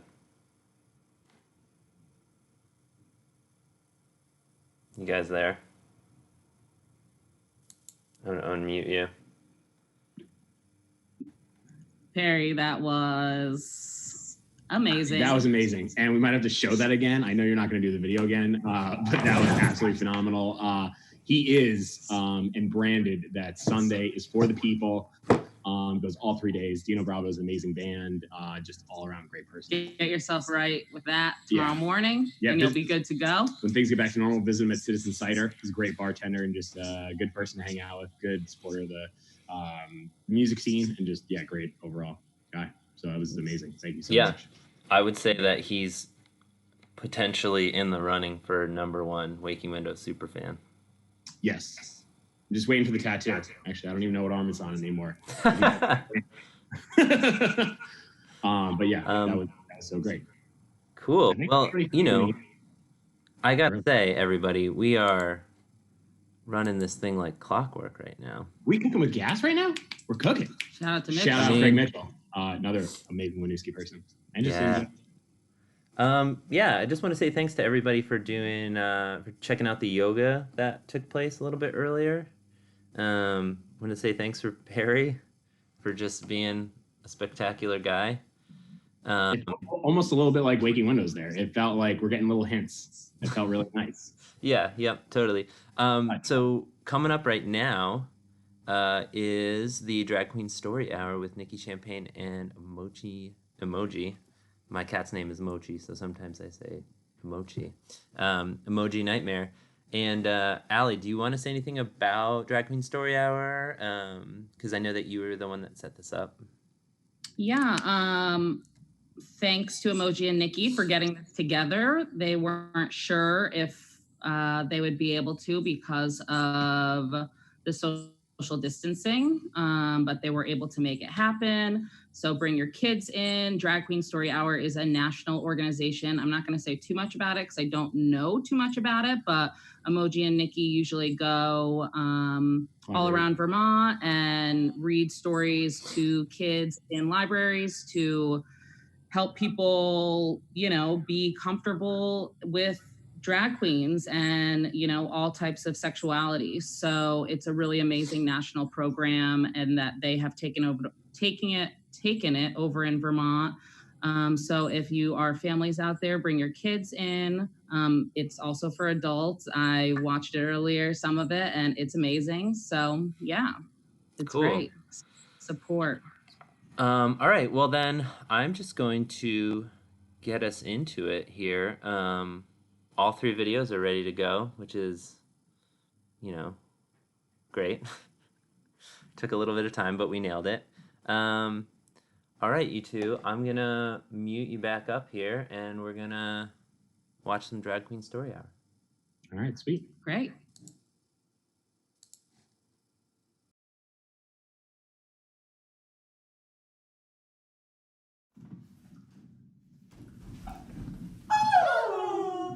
Hey there! Hi!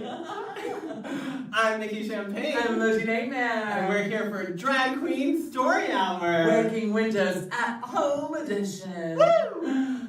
But we love to start every story hour with a song. And we're going to teach you some sign language while we're at it. Yes. So our first one is hello. Hello. Okay. So it's a salute hand. Yeah. Okay. So like this. Hello. And then the next one, friends. Okay. So fingers like this. Yeah.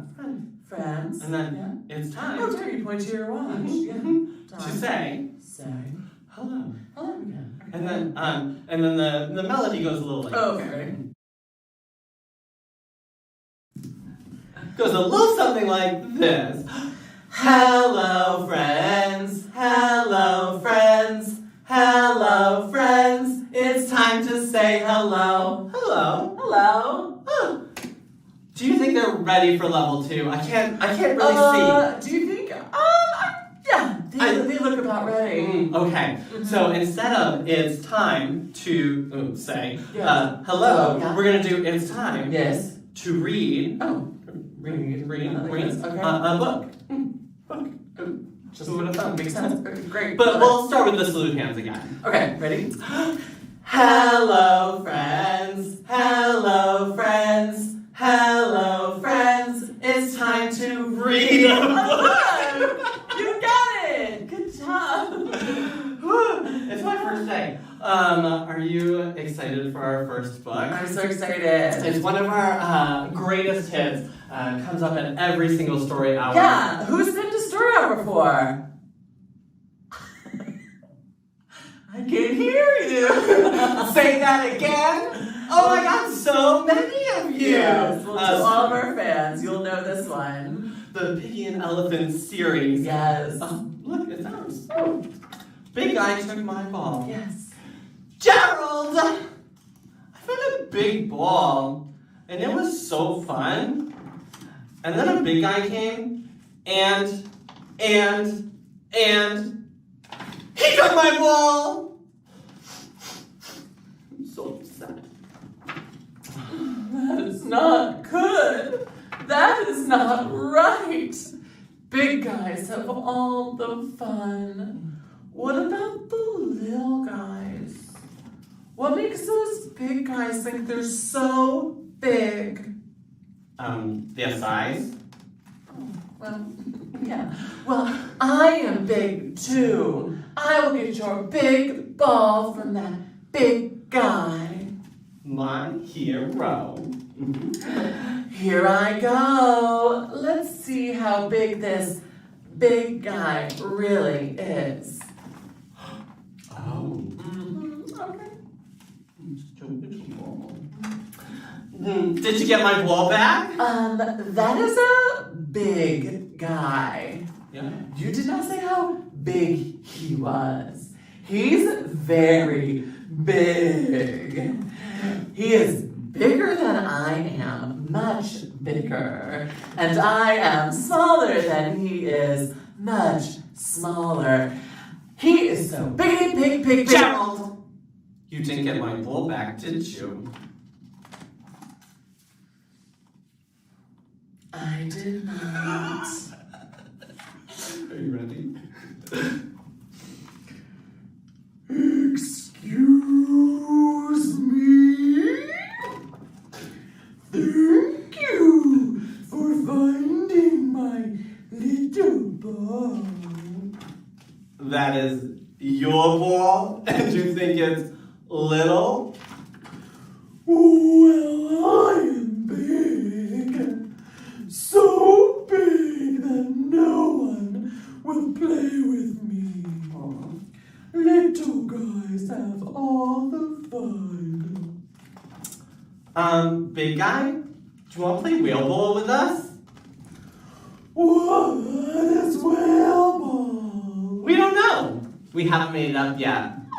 But with a little help, we can all have big fun. the end. Yay! A roaring applause. A roaring applause. Live from your living room. Well, drag queens know a lot about this next book. We sure do. This is Just Add Glitter. Ooh, glitter. Glitter. Bored, ignored, and feeling down. Need some fancy at Waking Windows in Winooski Town. Want some shine upon your crown? What should you do? Just add glitter. Oh, wow, so simple. Try a speck, a fleck, a sprinkle, and see how things begin to twinkle. A little here, a little there, glitter, glitter, anywhere. Is your bedroom such a bore? How about sparkle on your door? Could your art use something more? Can you say it with us? Just add glitter! Oh no, the cat is not having this, the kitty. Oh, no, kitty.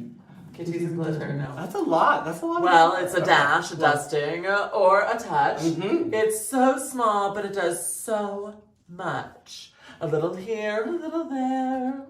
Glitter, glitter, anywhere. Wow. Are your walls looking for glitz? Looking for more flashy bits? Oh. Time for putting on the Ritz? What should we do? Just add glitter! Oh, the kitty's getting into it. Yeah. Hey, kitty girl. Most people come around to it after a while. Just takes a couple rounds. It takes a pinch, a cupful, or a mound. Glimmer shimmer by the pound. A little here, a little there. Glitter, glitter everywhere. Have you made your whole world gleam? Feels that way. Do you love this glistening dream? Then grab a ton, have fun, and scream! Add more glitter! Oh, stop! What? We've got enough. We're lost in all of this sparkly stuff. I thought we needed all of this bling, but it turns out it's too much of a good thing. The glitter made it hard to see what sparkles most is you and me. Aww. The end. Oh, what a touching story. Come through with Red, a grand story. Have you read Red? Have you read Red? Have you read Red? Well, I've read Red. Great. And I'm Let's about read to it again. read Red. He was red. Guess that one. But he wasn't very good at it. Oh dear. His teacher thought he just needed more practice. I'll draw a red strawberry, then you draw a red strawberry. You can do this, really. Okay, well, I'm gonna give it a try. Yeah. But he couldn't, really. Like this? Oh my, let's try it again. Okay. Well, his mother thought he needed to mix with other colors. Why don't you two go and draw a big, nice, round orange? A really big one. Yes, but a really orange one. Okay, well, orange and black. But they made a big greenish one. Okay, yeah, gross. Oops. His grandparents thought he wasn't warm enough. Your class is making self-portraits for Parents' Night. Wear this warm red scarf. Nice, it's so you. But it so wasn't. Oh, dear me. Everyone seemed to have something to say. Sometimes I wonder if he's really red at all. Don't be silly, it says so on his label. He came that way from the factory. Frankly, I don't think he's very bright. Well, I think he's lazy. Right, he's gotta press harder. Really apply himself. Give him time, he'll catch on. Of course he will. But he didn't catch on. I mean, green frogs and black sheep. And a brown cow and a red... That's not red. It's not. Well, all the art supplies wanted to help. The masking tape thought he was broken inside. This will hold you together. The scissors thought his label was just a little too tight. Just went snip-a-doo. I thought he wasn't sharp enough. Stay still now. But even with all our help and all his hard work, he just couldn't get the hang of it. Wow. One day, he met a new friend. Will you make a blue ocean for my purple boat? I can't. I'm red. Can you, just try? So he did. Thank you. It's so perfect. You're welcome. It was easy. Look at that. And he didn't stop there. There were bluebells. And blue jeans. And blue birds. And blueberries. And blue whales. I'm blue. Dabba-dee-dabba-die. He was blue. Oh. Blue. Okay. And everyone was talking. My son is so brilliant. Who could have known he was blue? I always said he was blue. It was obvious.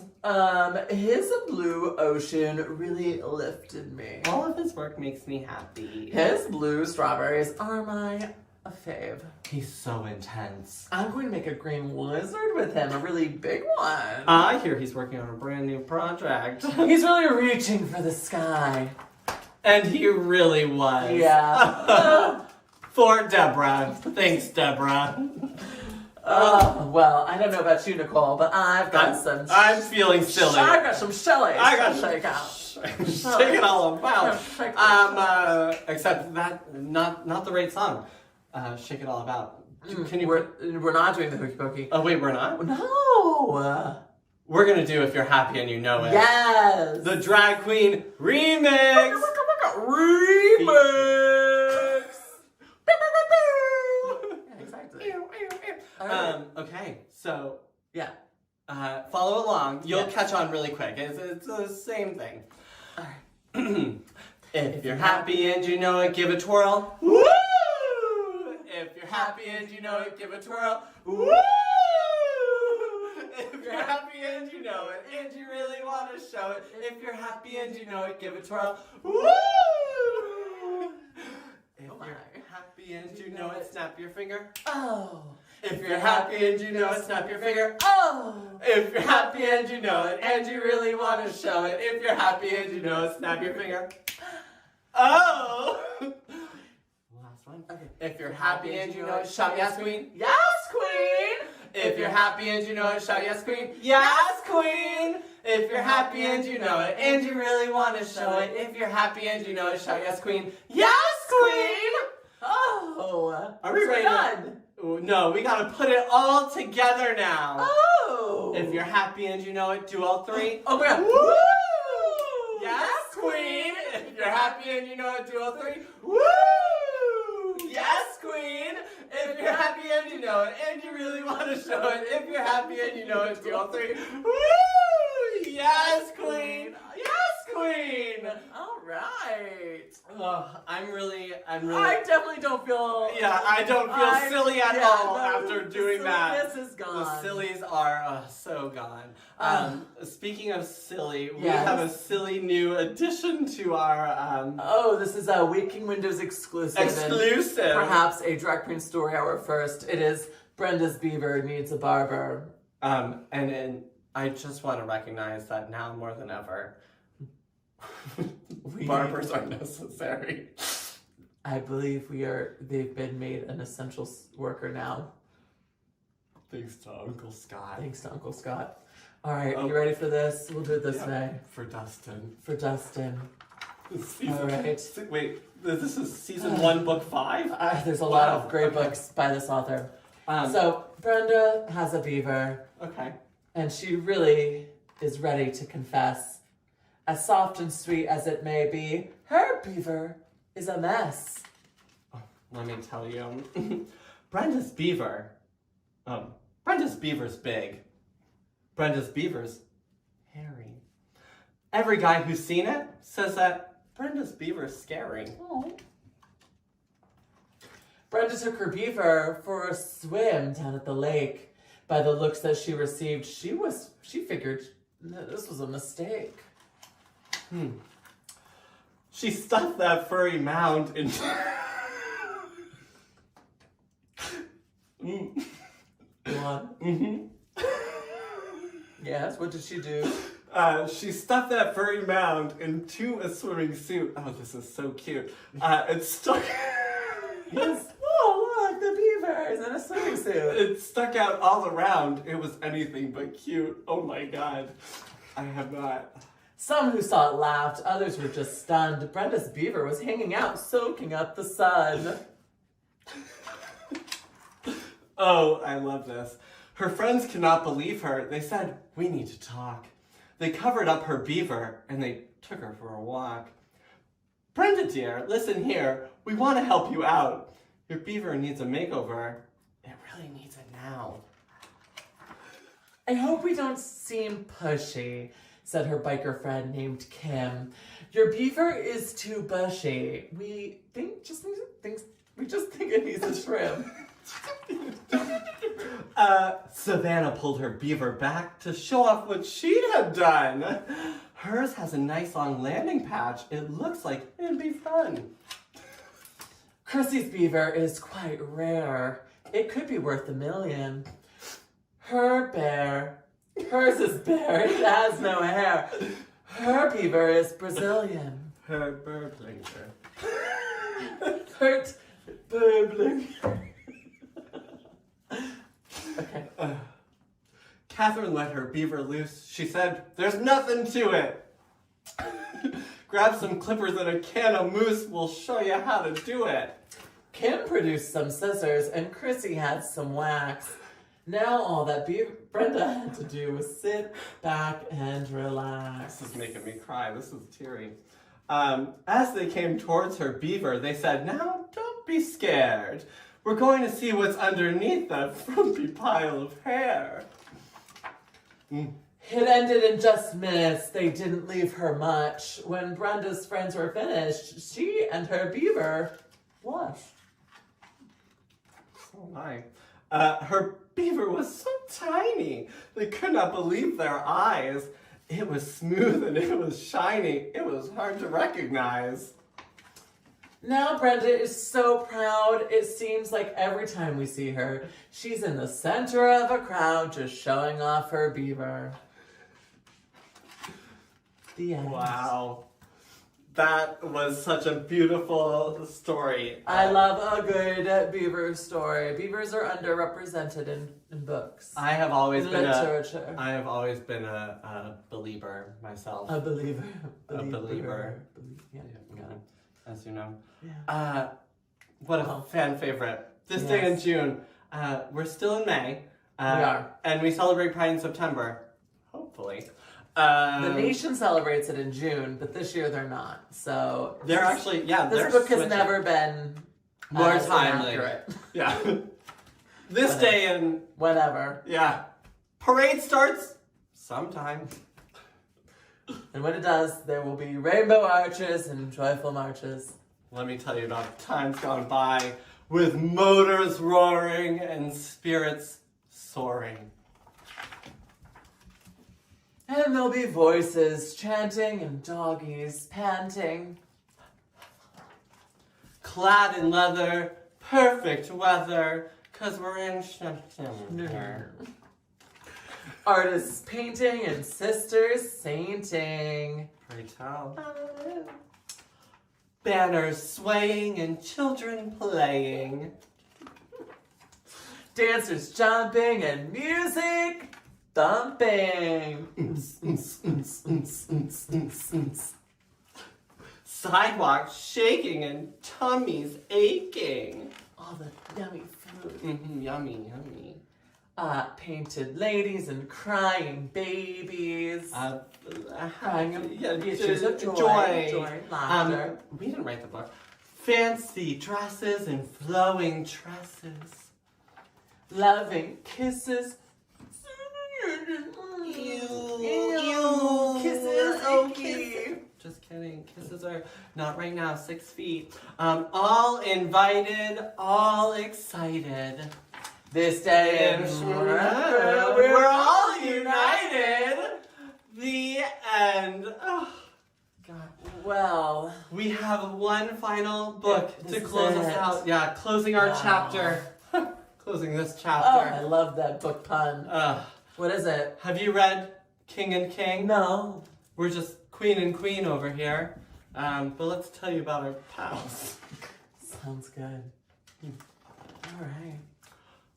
On the tallest mountain above the town lived a queen, the young crown prince, and the crown kitty. Oh.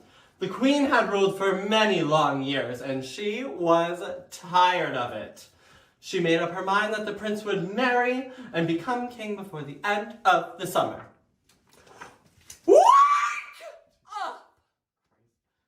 Called the queen. You and I Shadow do not like that. You and I are going to have a little talk. You're getting married. I've had enough. You're getting married, and that's all there is to it. The prince pushed away his breakfast. He couldn't eat a bite as the queen talked on. And on. I don't understand you. And Every prince in these parts is married. Every one of them but you. When I was your age, I've been married twice already. Oh, straight people. By evening, all that talking had made the prince very dizzy. Very well, mother. I'll marry. I must say, though, I've never cared much for princesses. Well, cheers to your future happiness. That night, the queen found her list of princesses and called every castle, alcazar, and palazzo near and far. Sent an email. The very next morning, a crowd awaited at the gates. Princess Aria from Austria sang a thunderous opera for the prince. No sooner had she finished than she was shown the door. Well, Princess Dolly had flown in all the way from Texas with her special magic act. And the queen and the prince were not amused. But the crown kitty was happy to assist. Next came the funny little princess from Greenland. The prince didn't hit it off with her either. So he really didn't mind when his page promptly fell in love. Oh, convenient, but boy, those long arms will certainly come in handy when waving to all the people, said the prince. And as soon as her elegant legs could carry her, Princess Rajmaputin from Mumbai stormed out of the palace. The queen and the prince looked at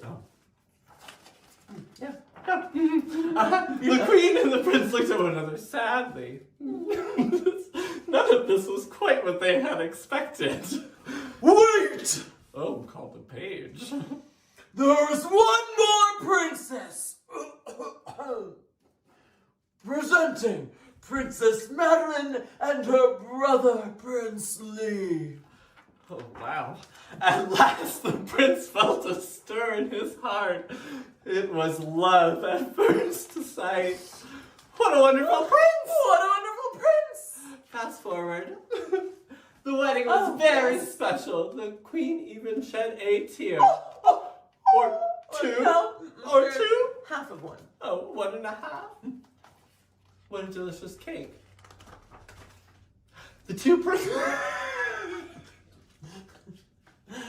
The two princes are now known as king and king, and the queen finally has some time for herself. About time. And everyone lived happily ever after. The end. Well. So we started with a song. Yes. We got our sillies out with a song. Some of them, not all of them, clearly. Yeah, it's a silly time. It's a silly time. Well, we have one more song for y'all. So instead of doing hello, friends, we're gonna do goodbye, friends. Goodbye, friends. Goodbye, friends. It's time to say goodbye. Oh, okay. Ready? Goodbye, friends. Goodbye, friends. Goodbye, friends. It's time to say goodbye. Goodbye. See you all soon.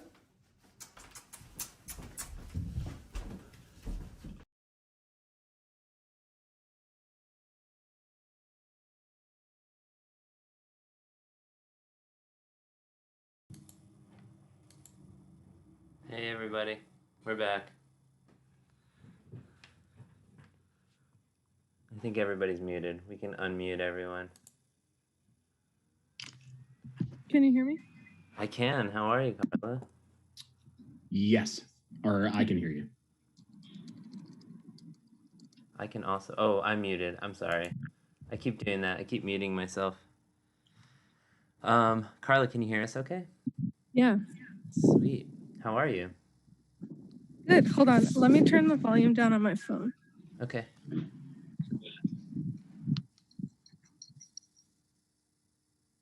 Okay. You can see the bird feeder? You can, yeah. I'm Great gonna. job, Peter. Can you hear me? I can. How are you? Yes. My computer camera is not working, so you can't see me. Sorry. That's okay. Is someone streaming right now? Brian, maybe? I keep muting myself.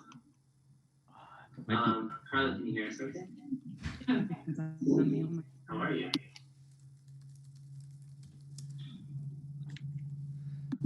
Sorry, I am texting as well. So, Carla, sorry that I checked out there for a second. Where are you right now? I am in my backyard in Boston, Massachusetts. Oh, nice.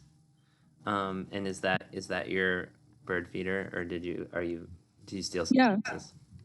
So I have like a whole setup of feeders on this line. And there's typically a lot of birds. But Are you finding that there's fewer birds today? I was just reading into the implication of the tone of voice. yeah. Well, we've been gardening all day, so I think they've been keeping away a little bit. But if we sit here for a little while, they might show up. Cool. Yeah, I think that's a really, we had the intention of maybe doing some trivia, but you brought up the idea of just doing kind of a bird watching, kind of mellow out period of time, and I really like the idea. So can we, before we sort of just switch over to watching the bird feeder, do you want to talk a little bit about Feminist Bird Club? Because I feel like the Feminist Bird Club Birdwatch has been an ill-fated affair at Waking Windows for the last couple of years, and this is our first opportunity to actually make it happen in a certain way. So I'd love it if you wanted to just chat a little bit about the organization. Yeah, so Feminist Bird Club is a bird watching club dedicated to creating a safe space for bird watchers. Bird watching is not an unsafe space necessarily, but it's predominantly dominated by older white men. So going to a walk can be very intimidating. And personally, as a woman of color who's in her 20s, I feel really out of place in those bird clubs. Mm-hmm. So the club was started to, make people that maybe wouldn't feel comfortable exploring their interests have a space where they can go and learn and not be judged and get a lot of support. So that's kind of the impetus of Feminist Bird Club.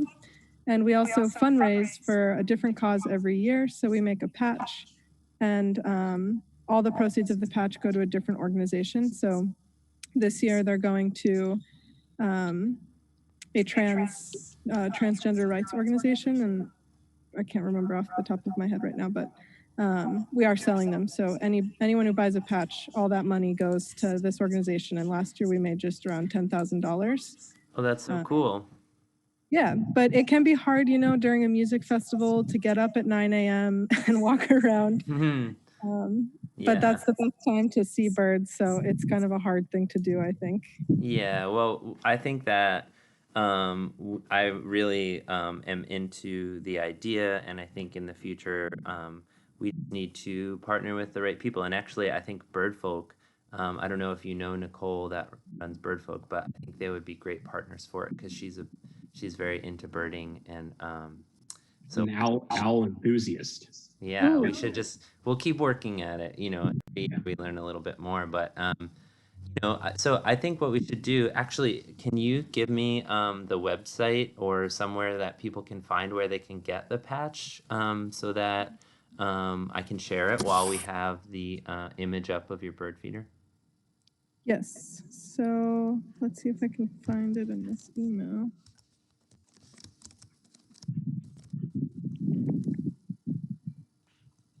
Okay. Should I paste it in the chat? Sure, yeah.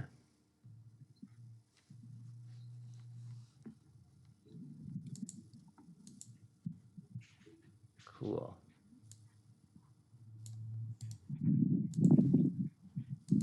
I'm going to put it up here eventually. Oh, and Carla, what actually got you into birding? Where did this interest come from? Well, at UVM, since I majored in natural resources and I had to take ornithology, and that's when I realized they were cool. But then after college, I got a job working at a conservation organization, and I had like all these opportunities to look at birds more up close, and I got just really into it. Mm-hmm. And I have really bad anxiety and suffer from depression, and I'm very bad at meditating, which I know is something that's like good to do. So birding is like an active meditation for me, which is why I ended up loving it so much, because it's like the easiest way for me to calm myself down and like feel centered. Mm-hmm. So that's why I really got into it, aside from the science. That's cool. But that's why I like this kind of bird feeder thing, because I do think it's very relaxing. That's awesome. So how many feeders do you have in your backyard? So I have 2, and today I just hung up a 3rd. Nice. I'm turning into a crazy bird lady. So you're chumming the water right now to really go for the birds. Together. I think you know, when you say like you have trouble meditating, I feel like figuring out how to get over or get sort of function within those sort of restrictions that you might have, and figure out ways to get to where you can do some meditating or do something that kind of turns your brain off is a huge step. So maybe people will have that experience by watching your bird feeder today and be able to do it on their own. I hope so. And I hope some birds show. Yeah, well, we're going to have it on. So it's a little after 1 right now. I'm going to take a quick peek at the schedule because I can't remember it at all. And we're just going to let this run for a while. We're going to maybe, you know, I'm going to go take my phone and go sit outside, and maybe some IRL birds will join me, and I'll have your screen up as well. So, real quick, I just want to ask Carla. So what birds have you been seeing? What on a typical day? Mm-hmm. What are you seeing this time of year? A lot of cardinals, Okay. blue jays, house sparrows. There's a woodpecker that hangs out around here, but it only comes if I have this certain type of food. So I put that food out. We'll see if the woodpecker comes, but. And for folks watching at home, so is this typical birds of the Northeast we'd be seeing, or is this Boston or Massachusetts specific, or? No, these are common to New England. So these are birds very common in Vermont, in Winooski. Okay, so we could, yeah. And I'm going to post like a little prompt in the chat and then tell people they can ask questions, and like I can ID stuff in the chat while it's going. Yeah, so what we're doing, Carla, we're streaming onto Facebook, and so what we're encouraging people to do is put questions on the Facebook live feed. Okay, let me. So yeah, you can jump in there and tell people. But what I will do is I'm gonna just do a little shifting around here. Oh no, you know what? Let's just. I wonder if I can get the Facebook chat in the screen as well. That might be asking a little much. Hold on. But yeah, so I would say if possible, you can keep your eye on the Facebook live chat, and I'm gonna make your screen the spotlight. Here we go. Oh yeah. There we go. And I'm gonna make it. Yeah, so I would say if possible, you can keep your eye on the. And you'll want to just mute the stream. Okay, I think I'm all set here. Cool. And seeing a bouncing branch, did a bird just leave there, or did we just miss it? I don't know. I have a line set up that kind of flies in the wind. Oh. But I'm seeing more activity. I think we're gonna get some birds in a minute here. Cool. Well, Carla, do you want me to put any more info in here other than Feminist Bird Club, or I'm not sure if you can see the stream, but I just have like the a little bit of info in it. So cool. Oh, that's perfect. Oh, could I give you another website? Yeah, go for it. Set this up. This is so cool. Oh, I spent every hour that I wasn't at work the last 10 days trying to figure this out. Yeah, Carla, Patty now is a full-fledged Y2K wizard. It happened last night. He got knighted, but he is a Y2K wizard. Do wizards get knighted? I don't know. I think so. Well, I poured out a Jolt Cola and I put on my rollerblades, and I think that completed the process. So I feel really good about it. Cool. So you sent Molly Adams Feminist Bird. Okay.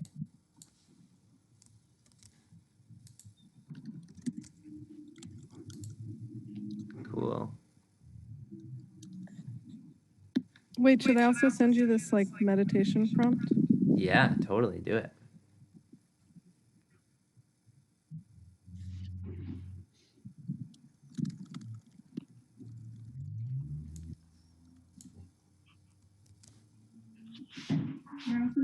Yeah, totally. Do it.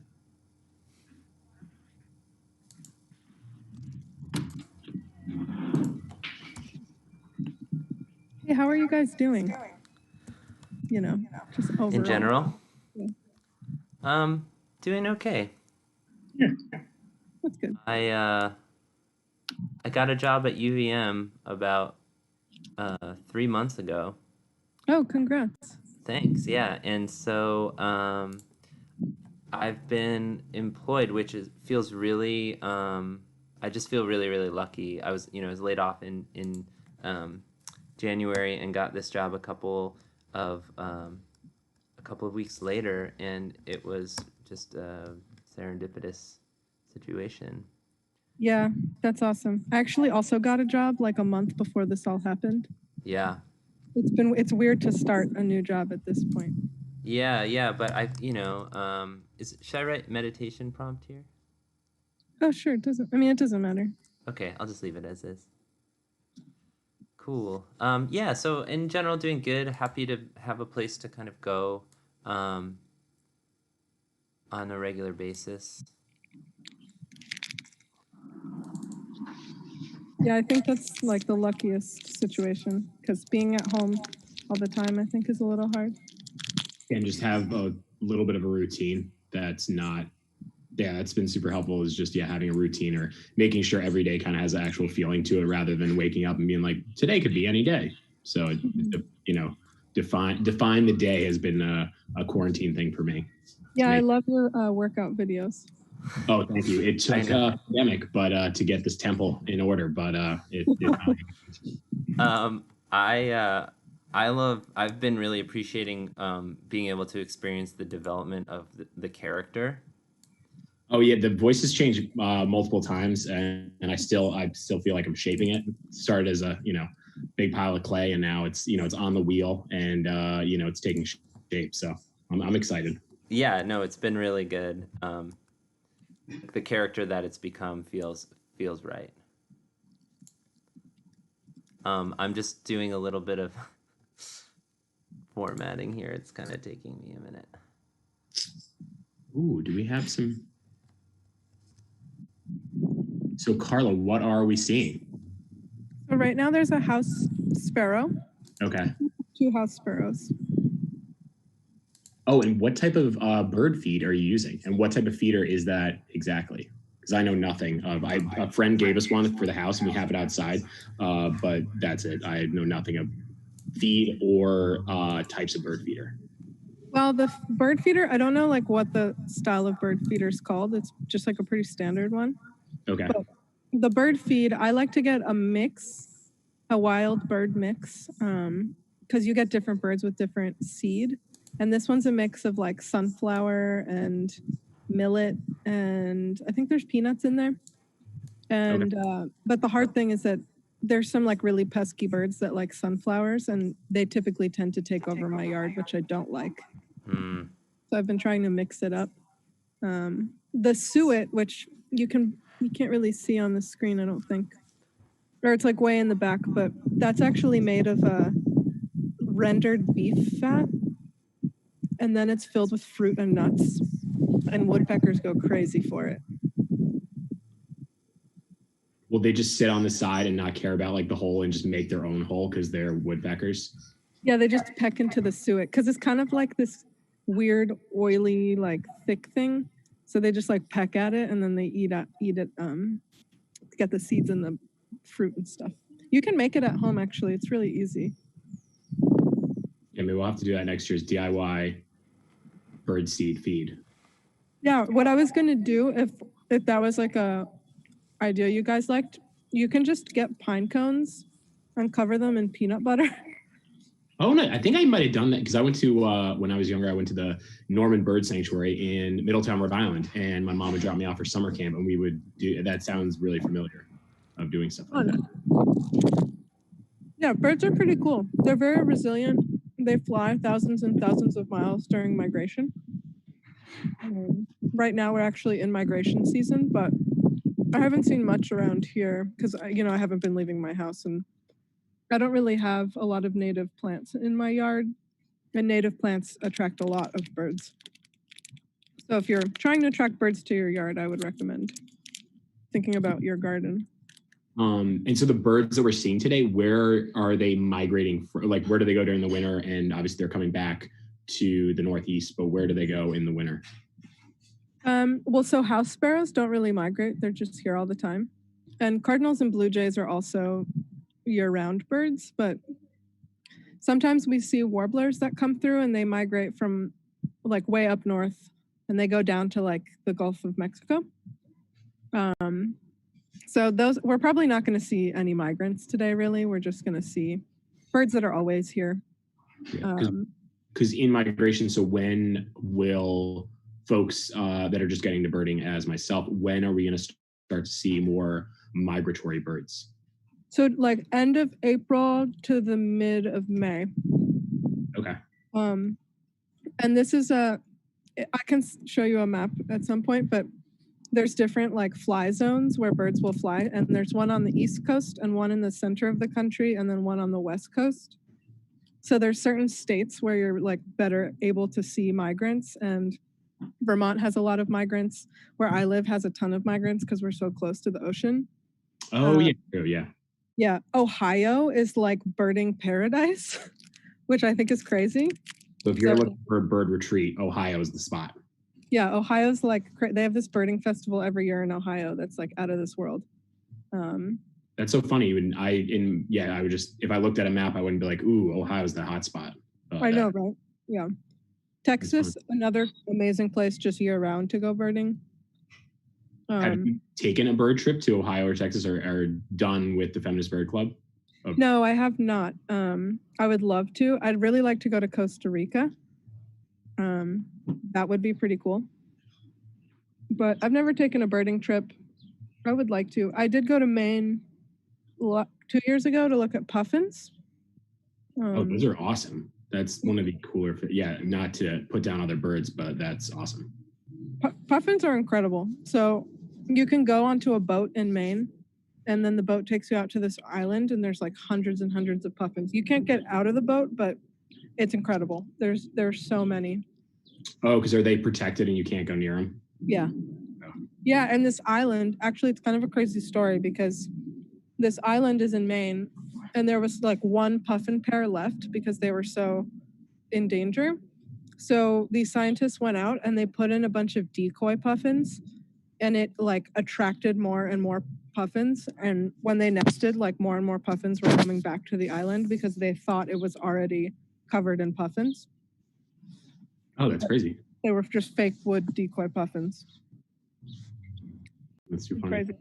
And now there's like, I think there's like 100 nesting pairs there or something like that. How many folks are in the Feminist Bird Club of Boston chapter? Because do they exist throughout the country, or is it just Boston based, or is it started in Boston? Yeah, that's a great question. So Feminist Bird Club started in New York City. It was started by this girl named Molly Adams. And she started it for the reasons I mentioned earlier, but the thing that really prompted her to do it was this woman who went jogging in the area where Molly used to go birding by herself. This woman was murdered. And so Molly felt really unsafe going there, and she wanted to find like-minded people to go birding with. So that's how she ended up kind of starting the group. And it was during the like prime of the Black Lives Matter movement. So that's where she donated all the funds of the patch to. So is that kind of, we're donating that you take, obviously you said the trans organization, but is that where that came from too? Of donating? Yes. Yeah. And it, people loved it, and people started buying the patches, and she got to donate a ton of money. And after that, so that was in 2016. And I had just moved to Boston. I was really getting into birding. I tried going birding with one of those clubs, and I just felt like an idiot. It was like a really weird experience. And I found her club on Instagram, and I messaged her and was like, oh, do you have chapters in other places? And she said no, but that I could do it. And then she came up from New York and helped me launch this chapter, which here in Boston, like immediately was a huge success. My first walk, I had a wait list, and we had 30 people that came with a wait list of like 10 more people. That's crazy. That's awesome. Yeah, I just never imagined there was like such a desire for something like this. So that was in 2017. And then after I started the club here, it kind of just like exploded. And now we have 10 different chapters. And there's one in the Netherlands and one in Toronto. And we have a sister club in Mexico and a sister club in Chile. So it's really expanded a lot. And as of last month, the New York chapter, which is the main chapter, actually became a nonprofit. Oh, wow. So now we're like figuring out how to make that work for everyone. But basically, we're like a full-fledged nonprofit now. And we want to start more chapters where we can. That's so cool. Yeah, maybe to start a Vermont, and obviously to start a Vermont one to make it, superficial. Maybe out of the festival we could figure out some ways to do that, because that'd be awesome. Especially even obviously the Winooski River Walk is right there, and yeah, it's right in people's own backyard. So, or literally in your own backyard, Exactly. right now. Yeah, in Huntington, there's this bird center. It's an Audubon bird center, and it's incredible. I don't know if any of you have ever heard of it, but they have this museum of all these wooden decoy birds. And this one guy has made like every species of bird as a wood decoy. And they're all in this like birds sanctuary museum in Huntington. That's wild. Do you know how long that's been, or how long that's been around for? A really long time. And they do a lot of programming there. Obviously not now, but I went there when I was in school. We went down there with my ornithology class. But there's stuff happening there all the time. And those wooden decoys are like crazy impressive. They look like real birds. That's so crazy. Yeah. And especially to be able to fool birds, obviously fool a human, but to be able to fool a bird, that's pretty crazy. Yeah. Yeah, for sure. It's crazy. Can you see if there's people watching? Yes. Let me see. Yeah, I'll check our.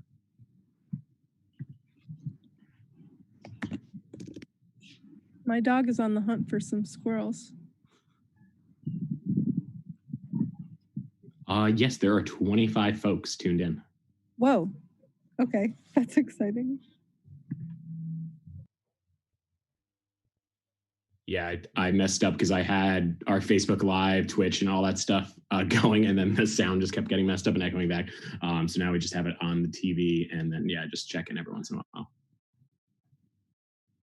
But no, it's cool. It's been very interesting, especially this year being the 10-year, and obviously having Future Islands and all those bands lined up, and then it being like this is super weird. But actually, last night felt really good, and today's been really fun. So yeah, nice. It's awesome you guys did this. I'm like really excited about it because it was such a bummer. I've been going to Waking Windows since, I don't know, I think like the last 6 years. Yeah, for a long time, and obviously DJing and and all that. So yeah, it felt like a void in my heart.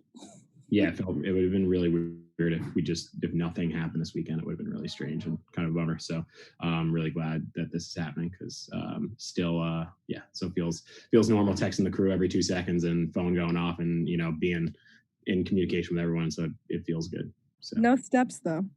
No steps. I'm disappointed. Maybe that's why before I had to get into my workout routines to since I'm not getting my steps this year. So maybe that's what caused it. Well, right now on the ground, there's a lot of sparrows and a grackle, and I bet you they'll come over here in a little bit. So are they hanging out on the ground because food has fallen, or they're just hanging out on the ground? There's a lot of stuff to peck at in the soil. My yard is quite large, so they're like pretty far back in the yard, I think, just looking for food. But we'll see if they come over here with the feeder. And how often do you have outings with the Boston chapter of the club? So I try to do an outing once a month is my goal. Even in the winter, even when it's like 10 degrees outside, I'll still go out. My favorite in the winter is to go actually out to the ocean, because you see a lot of really cool sea ducks. If you Google sea ducks, they look crazy. That just sounds awesome. Sea ducks. Yeah, I'll have to my do that. favorite is the let's see, the golden eye is really cool. Common golden eye. Oh yeah. The bufflehead. The bufflehead is my favorite. So you see a lot of really cool birds in the wintertime. Actually, the winter's my favorite time to bird because you don't have leaves on the trees, so it's easier to see in the trees. You get a lot of owls in the winter that you can see, and sea ducks. My favorite thing is snowy owls. Oh here in yeah. Boston. In- So snowy owls, they migrate in the winter, right? So in the summertime, they're actually up in the Arctic. And in the wintertime, they come down here because it's warmer. So Boston is just about the end of the range where they'll migrate. And up in the Arctic, it's just tundra. So the place that the snowy owls are most attracted to here is the airport. Oh yeah, I think I've seen it. Yeah, they just think that the tarmac is a tundra. So they'll come there and then planes will accidentally kill them. So there's this one guy who single-handedly catches all the owls that land at the airport and releases them. Wild. Yeah. Yeah, because we, Luke Autry, local music photographer and all around good guy, he actually got some photos of randomly a snowy owl in Burlington last winter, and it was wild to see. It was really cool. That's so cool. Yeah, they're my favorite. I love them. Yeah, when I was in school, I did actually a project on the snowy owls, so they're dear to my heart, and they're just really cool looking owls. That's awesome. Yeah. Did an owl watch. We went out at night and we did an owl watch, and then I obviously dissected their poop and found a bunch of interesting bones and other things. So love owls. Oh yeah, owl pellets are so cool. The official pellet owl pellets. Yes. When I was living in Vermont, I had a friend who, she was an incredible birder, and she's like an actual ornithologist now. And she lives on an island in California studying gulls. But she knew this guy who would band saw-whet owls. So bird banding is when they put this little ID band on their leg, and that way they can track like where the bird has been. If it's been coming back each year, they'll recapture the birds and mark down if the bird has come back. So these saw-whet owls, which are these tiny, tiny, tiny little owls that fit in the palm of your hands. We went down to some cabin in like Vergennes in the middle of the night at like 2 a.m. We captured all these owls and put bands on them, and it was like the coolest thing that I've ever done. That's awesome. Did you find out how many came back, or did you follow up with it to see how many? Yeah, there were, when we were there, I think there was we got like 3 that had come back. And then we put new bands on a bunch of them. That's really cool. So right now, a house sparrow, there it goes. It looks nice. So that's a house sparrow. It's kind of a pest, to be honest. This is the most common bird you'll see anywhere, really. If you look outside your window, you'll probably see a house sparrow.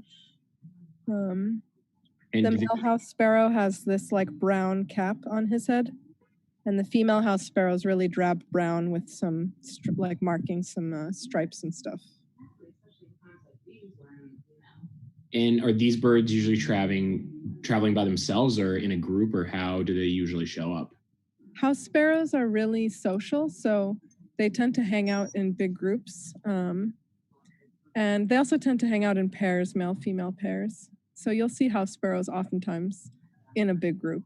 A bird like a cardinal, you typically see in pairs. You'll see a male and a female cardinal. The male cardinal is more keen to come out and come to the feeder, but there's typically always a female cardinal pretty close by. So each bird's different, they have different habitat preferences and social preferences. So with these birds, when they're locally, obviously in Boston and New England area, where do they live normally, or where's their nests? House sparrows, they're just everywhere. They're like in shrubs and trees and trash cans. So they do not discriminate. Trash can is fine. Anything is. They do not need that perfect tree and good branches. They're whatever. Right. Yeah. A lot of birds they're not super picky. The birds that you'll see all the time. Robins will make nests in like really random places. My friend has a robin who just made a nest in her light fixture on her front porch. And robins have these really nice blue eggs. So if you ever see a nest in a seemingly like random place with blue eggs in it, it's a robin's nest. Oh yeah, no, I've definitely seen. Yeah, it's like you don't touch it, but it looks really nice. Yeah, exactly. Yeah. Is it real? Or is it like an Easter egg, and then you're like, don't touch it? Right. Yeah.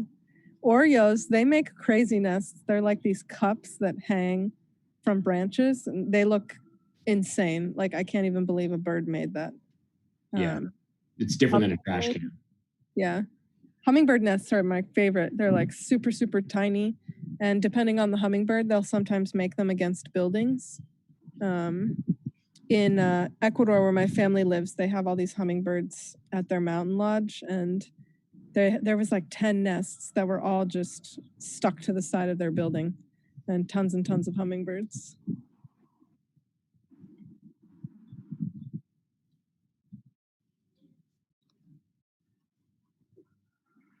So on the ground, you can't see it, but there are mourning doves. Yeah, no, that's what I'm seeing, if anything's in the back.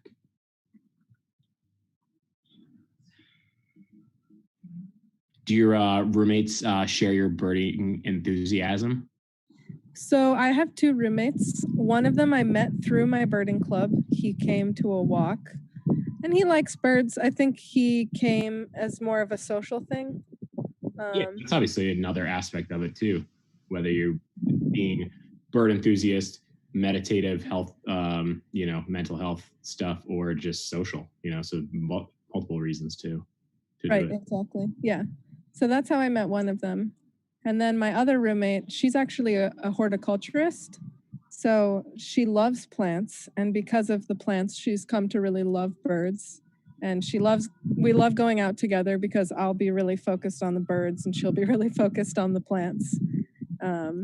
And now we are actually like setting up our garden with more native plants so that we can attract a larger variety of species and also support insects as well.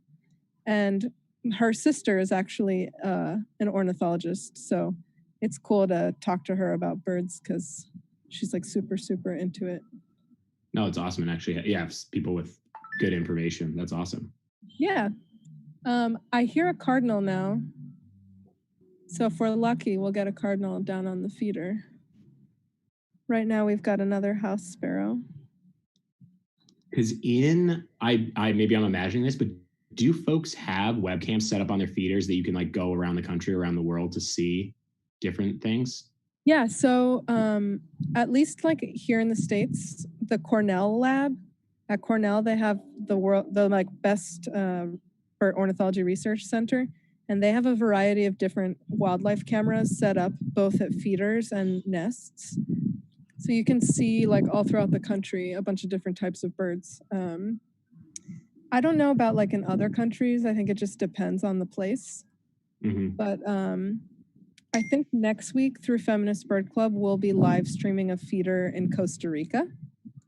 So that will be really interesting. And you'll see like really colorful birds, very different from what we see here in the States. Especially now, during COVID, I've seen a big uptick in people streaming their feeders. No, for sure. Yeah, just because and with other folks in the birding community, have folks been doing stuff like this since obviously to get outside, but also, as you mentioned, the community aspect of folks kind of gathering and looking at birds together where they can't kind of do that? Or have you been on any, I guess, socially distant bird walks where you keep your space, but still go out and do it? Or has it been more of a solo duo? Yeah. I haven't gone on any socially distant bird walks just because I think it's a little hard to not want to be next to someone. Yeah, especially if you share it, be like, oh my God, look over there. And then, talk. Yeah, exactly. Can't share binoculars. Yeah, you cannot share. Yeah, that is very. So that's been hard. You know, I have friends who have texted me saying, I wish we could go bird watching. Like, I can't wait till this is over. Because it is a social thing. I've found a really good community of friends through birding. So, but what I am seeing is a lot of people on social media are taking advantage of the resources that we have now to find some semblance of a birding community online. So we have things like what we're doing now. I have friends who've done virtual bird trivia, different kinds of like activities. I've seen like tutorials of making bird feeders. There is a lot going on right now virtually. But the thing that I think is challenging, which I think is not super obvious, is I'm lucky, you know, I have this backyard and all these bird feeders set up, but there's places in New York City where people don't have trees on their street, and it's not an area where you're going to see birds really that regularly because there's just no habitat for them. So there's actually this disparity there because it's not something I like to say you can look out your window and see a bird, but it's not like that everywhere. And so birding is not necessarily something that everyone can do. So that's another reason why these live stream feeders, I think, are really actually important right now and are a very useful tool. Yeah, no, for sure. Because I couldn't imagine, especially with thinking of certain friends that are in the city right now that have been in their apartment, or certain places around the world, or even in the country that you are not allowed to go outside. That, yeah, some feeling of the outdoors and nature is super important for sure. Yeah. So I hope that, you know, this type of thing can be relaxing for someone who can't get outside. No, definitely. So it's 1:35. Do we have 10 minutes left? Yes, we have 10 minutes. Yep. Well, it's been pretty quiet today. We have seen some house sparrows. Another reason I love birds is because of the sounds that they make. Birds have really, really nice calls and songs. And I'm a very musical person, you know, I love music. So it's very cool to me to hear the differences in different bird calls. A lot of them have different mnemonic devices attached to them. So my favorite one is a white-throated sparrow. Its song sounds like, oh, Sam Peabody, Peabody, Peabody. Robins, they go, cheerio, cheer up, cheerily. Red-winged blackbirds, they go concrete. So there's all these really weird kind of mnemonic devices that when it comes to identifying a different bird song.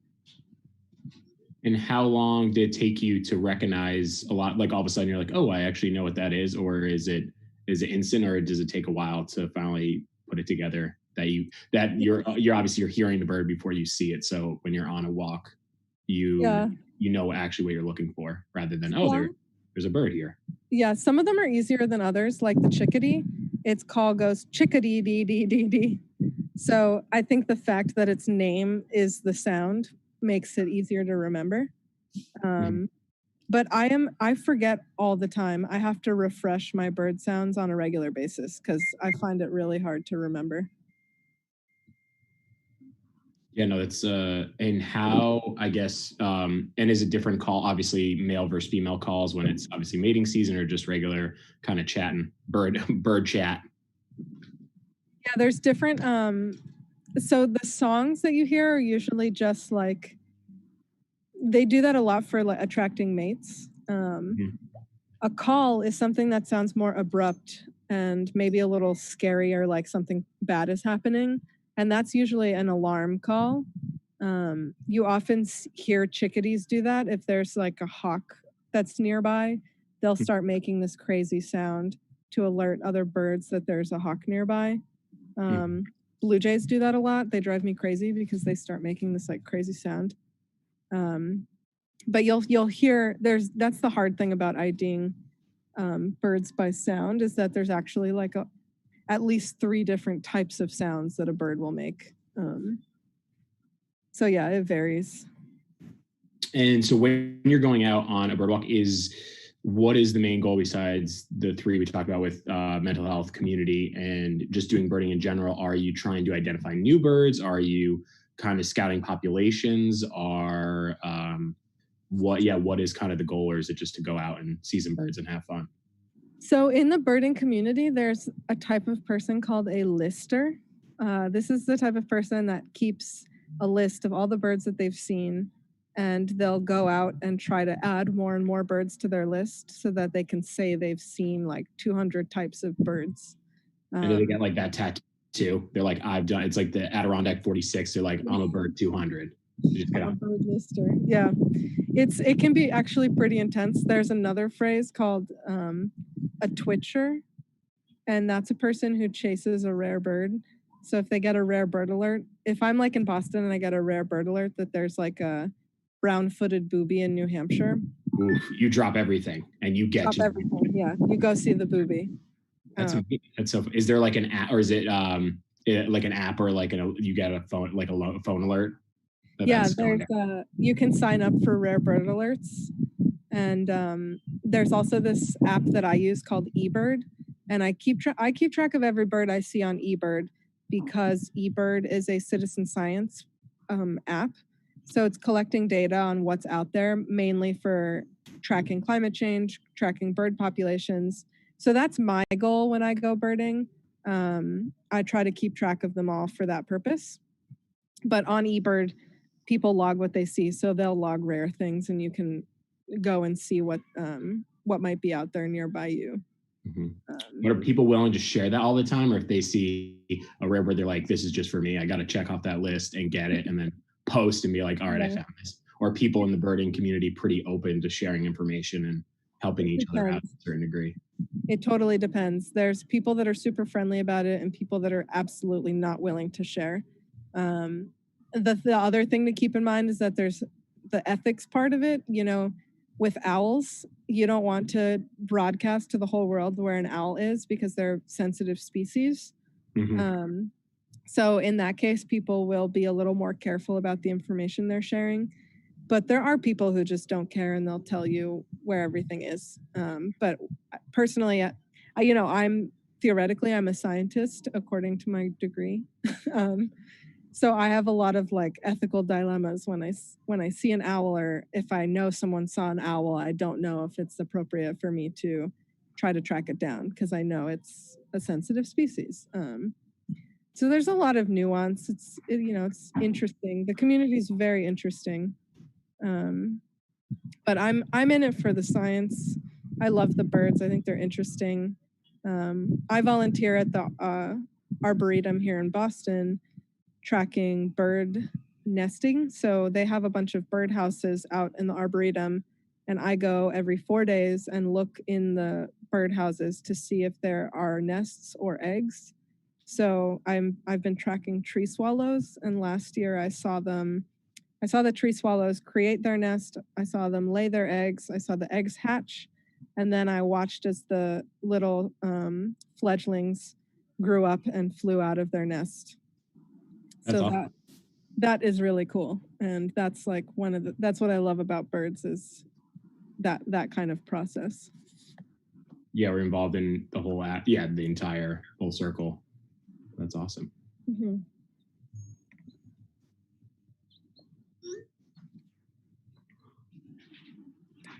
So if anyone's interested, in setting up a bird feeder at your house, there's a lot of different types of feeders. The one you see here is one that I bought at a garden center. But behind it, you can't see it, but behind it, there's a feeder I made out of a recycled tube. Someone gifted me a tree sapling in a tube. And so I took the sapling out, and then I drilled holes into the tube and put a dowel in, and then filled it with birdseed. There's a lot of different ways you can make feeders. You can use a pine cone and cover it in peanut butter, and then cover the peanut butter in birdseed. You can also buy a feeder that attaches to your window. So if you live in an apartment with no green space, you can buy one of these clear window feeders, and they just suction to the side of your window, and birds will come up right to your window, kind of like you're watching TV. So there's a lot of different ways that you can try to engage birds or interact with birds in one way or another. Yeah. Oh, and I'm just curious about just in Boston with Feminist Bird Club. Is it a younger group of folks, or is it a mix, or is it just what is the group what's the composition of the group that you're currently with? There are certainly, I think, a majority of people in their 20s and 30s, I think is the higher percentage, but we do have people that are maybe in their 50s or 60s that come. Mainly, I think it's people who identify as women, but there are some people who identify as men who come, and they're allies, and they do a really good job of making sure that anyone else gets a chance to go on a walk before they fill a spot, which I think is great. But anyone's welcome to come to a walk. It doesn't matter how you identify. All that matters is that you're an ally and that you support our mission. Mm-hmm. But no, that's great that it is a mix. And then, obviously it can be a lifelong thing too. So those younger obviously people in their 20s, 30s, it's something you can do for the rest of your life. So it's a nice, a nice skill and community and interest to take on earlier in life. So that's really great. Yeah, absolutely.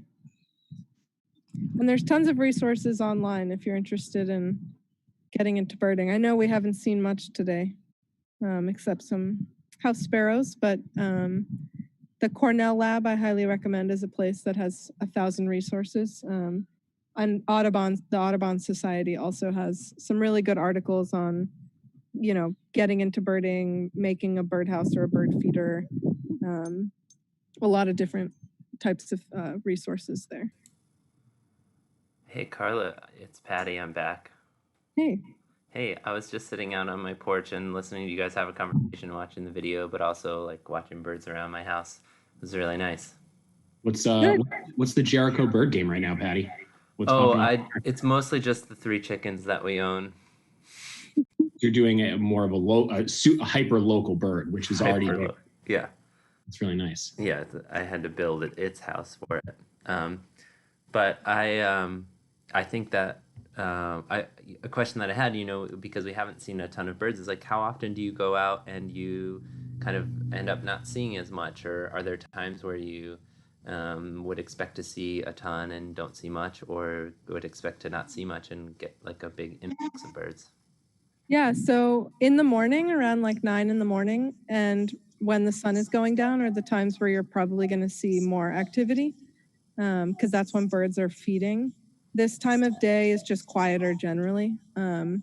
At a feeder, you're probably always going to see birds unless you're outside kind of bumbling about and they get like anxious that you're there. Mm-hmm.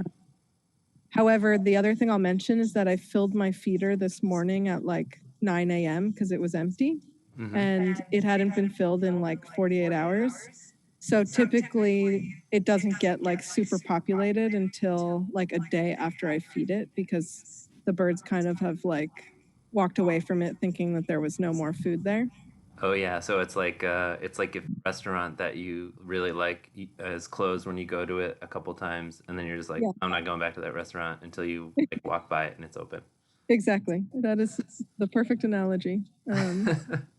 So yeah, that's one, if you set up a feeder in your own yard, you're absolutely going to see birds, probably a lot. But it'll take a couple days for the birds to find the feeder. Yeah. Do birds have are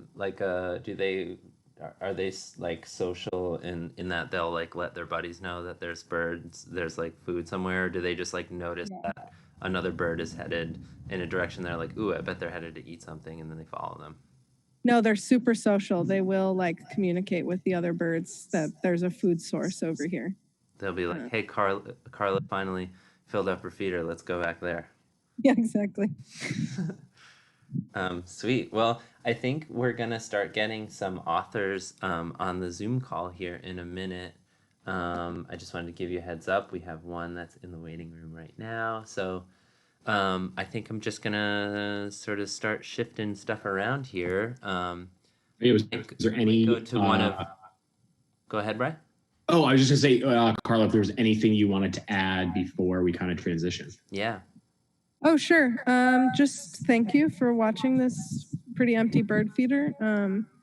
I recommend trying it at home or finding more of these streams online. And if you're interested in purchasing a Feminist Bird Club patch, it's pretty cool looking. It has a pileated woodpecker on it.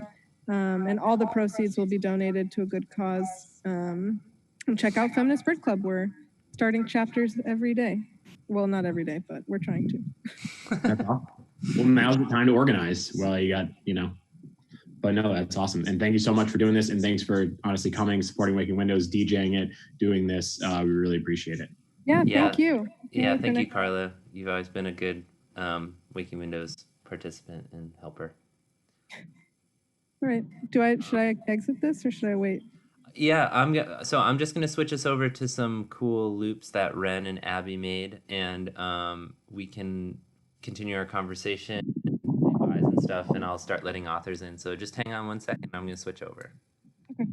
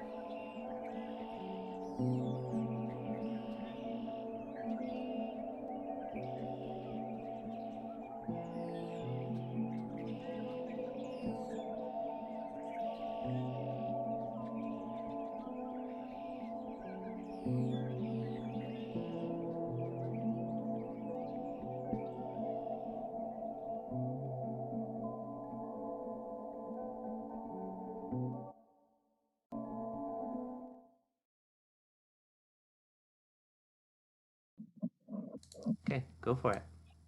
Hey everyone, this is Jensen Beach here with the Page Burner Reading Series brought to you by Waking Windows. This year brought to you by Waking Windows at Home. This is the 5th year that we've been running this series, and typically every year looks a little different. We move from venue to venue and we have a number of readers, and well, the differences hold. This year is no exception. I'm really delighted to showcase 9 or maybe 10 poets and writers today. First up is Alexandria Hall. I'll read her bio and then she'll read her poem, and then I will introduce our next writer. Alexandria Hall is a poet and musician from Vermont. Her first book, Field Music, is coming out from Echo this year, is the winner of the National Poetry Series. She lives in Los Angeles. Take it away, Alexandria. Thank you, Jensen. I really hope my dog doesn't bark during this. He's been barking, so. Cryonics Society of California, 1971. When the money runs out, then comes the thaw. Till then, let it mind, let it long, let it keep. Will it stay? Will it spoil? Let it keep longing. How long will it keep? Days, will it stay long? Say long, say how long? If kept, will it rot? And if it longs, will it keep? Does it long? Has it gone by? Will we know when it's gone? Does it mind? Has it kept? Is it saved? Let it wait. Let it cease. If it stays and it keeps, is it saved? Then when it turns, will we know it's gone by? Let spoil. Let go by. So long, gone bad, go by. So long longing, how brief the going. Bye-bye. Thanks.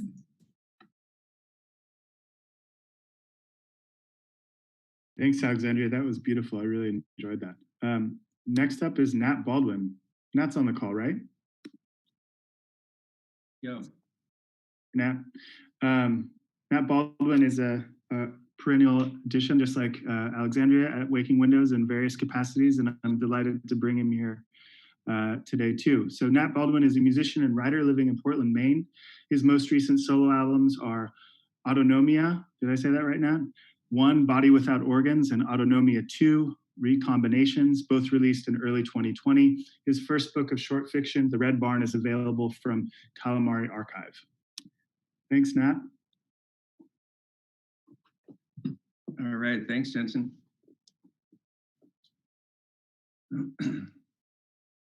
He leaves every night right in the middle of it when we are, some of us sleeping, but others tossing and shifting in our beds spiked with feather and bone and scraps of fur found from animals that died or not yet living, ripped from their skins or insides of their guts and dried on the lines that hang from the beams next to the boy to remind us that we are not to escape and we will not survive and that the world does not want us in its outside light and that this is our world here in this barn where we belong. And he taught us this, so that is how we know. And there is no one else to believe but the man who saved us from our slight lives. And how do we know if we deserve it or not? And who else to owe? Though I cannot recall how we got found and where we were before the barn door shut. And was it worse back there, back then? And where we just buried it down deep, washed it out clean, and have now come to believe that this is the place where we need to begin. And this is the man we need to lead us. So I lie here and wonder where he goes as he does each night. And what will I do if he does not return? And I cannot find sleep or stop all the shaking, but then the sound of the steps up the hill and the door creaking before the hot feeling of skin soft and sinking, I exhale a deep breath and thank God and dream blank and thank God. Thank you. Thanks, Nat. That was awesome. I love that book so much. It's definitely worth a purchase, audience, if you're interested. Next up is Kylie Gallately, a poet living in northern Vermont and the recipient of the Factory Hollow Press Scholarship to the Juniper Writing Institute, as well as 2 fellowships to the Vermont Studio Center.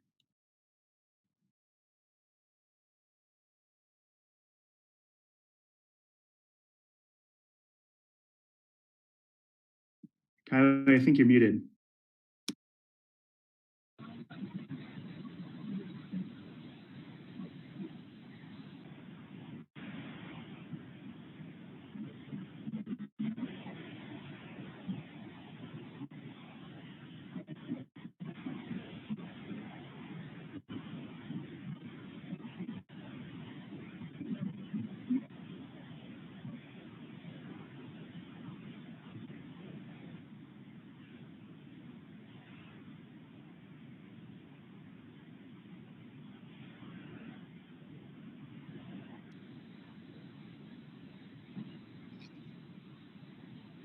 Right, exactly.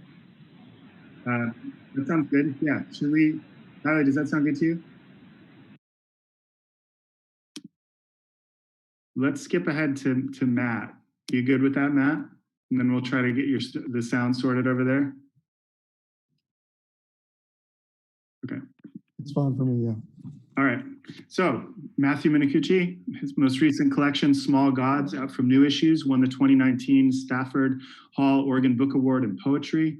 His poetry and essays have appeared in numerous journals, including The Believer, Poetry, the Southern Review, and the Virginia Quarterly Review. Last summer, he served as the 43rd Dartmouth Poet in Residence. Welcome, Matt. Thank you. Thank you very much for having me.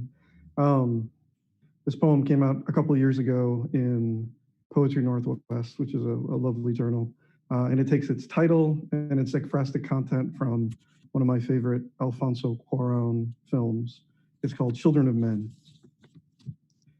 Like a rowboat with only one paddle, it's a metaphor. It's also unpleasant and difficult to drive. Backwards, of course, in circles that lead to forests where men, among other creatures, often bear themselves away to cry. It's important, this show of water. Important because the boat is always just left of the hill's crest, because tomorrow is something we talk about while spilling beans from a split can. In any migration, there's always someone who'd rather stay. There's refuge and refuse and speeches hanging on like radio crackle, hollow as a playground barrel. They'll never stop fighting, you know. Though their armistice is sea and scene swaddled, some impossible wail. Something you should know, a bullet hole. No, not just that, maybe wounds like fog, there, just out of reach. Have I told you about tomorrow? It's a collapsed lung, so pneumothorax. Yes, the most breathtaking things always have the thickest armor. Thank you. Thank you, Matt. That was awesome. Do we have Kylie's audio working now? Is this better?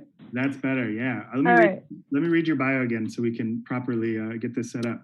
All right. Next up, officially now, we've swapped spots here, is Kylie Gallately. She's a poet living in Northern Vermont and the recipient of the Factory Hollow Press Scholarship to the Juniper Writing Institute, as well as 2 fellowships to the Vermont Studio Center. Welcome, Kylie. Thanks for joining us. Thanks, Judson. I'm going to read a poem called Abandonite. It was a celebrity party and a hole in the ground. They asked me, are these beans vegan? Will you marry me? No matter what I said, the allure was reckless.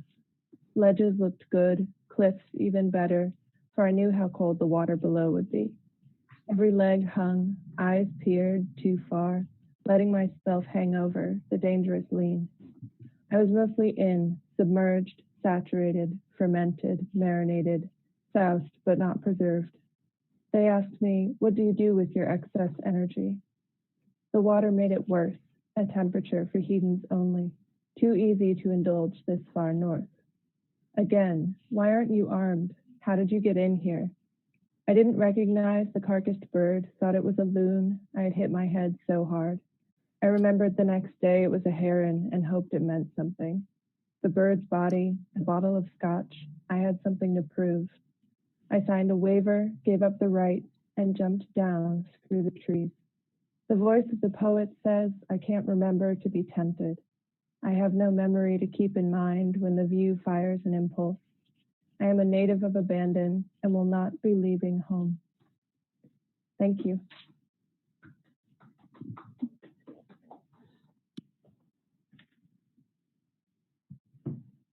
That was awesome, Kylie. Thank you so much. It occurs to me as we're moving through here that we're moving pretty fast. So we've got lots of time, and I thought I might just step in and say a couple things. When we first found out that Waking Windows wasn't going to be able to run in person, I was really disappointed. Patty and I and a colleague of mine at NVU, at Northern Vermont University, had planned on doing kind of a lot of stuff with Waking Windows and the Page Burner reading series this year, including some theater stuff and a couple other initiatives. And Alexandria and I had talked about doing some stuff with her magazine, and all of that sort of fell through. And then early this week, when Patty decided to do the virtual Page Burner series and as part of this Waking Windows at Home, it was really exciting. And so I immediately kind of emailed some of my favorite poets and writers and asked them very politely, I hope, if they would join me. And I'm just thrilled to be here with everyone. It's so fun to see everyone, even just virtually. I miss you all, and I like all of your work. So thank you. Next up is Tracy Brimmel. She's the author of 4 collections of poetry, most recently Come the Slumberless to the Land of Nod, out from Copper Canyon Press. Her poems have appeared in The New Yorker, The Nation, Poetry, Best American Poetry, and elsewhere. She directs the creative writing program at Kansas State University. Welcome, Tracy. Thanks, Jensen, and thanks for putting this together. It's really cool, like getting to see people and hear people I haven't heard before and see old friends all in this digital space. Because one of the great, I mean, all of this, of course, is really hard and difficult, but it's also been really great that I don't think I would have been invited to this festival otherwise, living in the middle of Kansas, right? But then this way I get to participate in this cool event that I might not have been able to be part of. So that's the upside, I guess, to all of this new socially distant life. I wanted to read something I hadn't read at any digital reading thing yet. And so this one is about, I guess, a different kind of sheltering in place or feeling locked at home. It's a marriage poem. And it's called Vive Vive, which is Latin for live, live. Vive Vive. Last night, I slipped my finger in the milkweed, my hand doing the wind's work. It was so soft, that crooked slit aching open, but not far enough for those white tufts to float away. I couldn't help myself, and I didn't want to. I wanted to tease out those stubborn seeds and make them leave as they're meant to. Stupid little futures hiding from flight. A friend tells me she had a dream about me holding an armful of apples in a treeless field. Write a poem about it, she says. Call it Come What May. I want to call it My Joys Are Selfish Whores and Suck the Worm from a Red Delicious, but wasn't I good once? Didn't I play penitent with a floral sheet bobby pinned to my girlish curls as I rocked the doll's plastic lips to my flat chest and called it the Lord's? What now? Lowly animal, I've pitied myself like any mammal that hurts.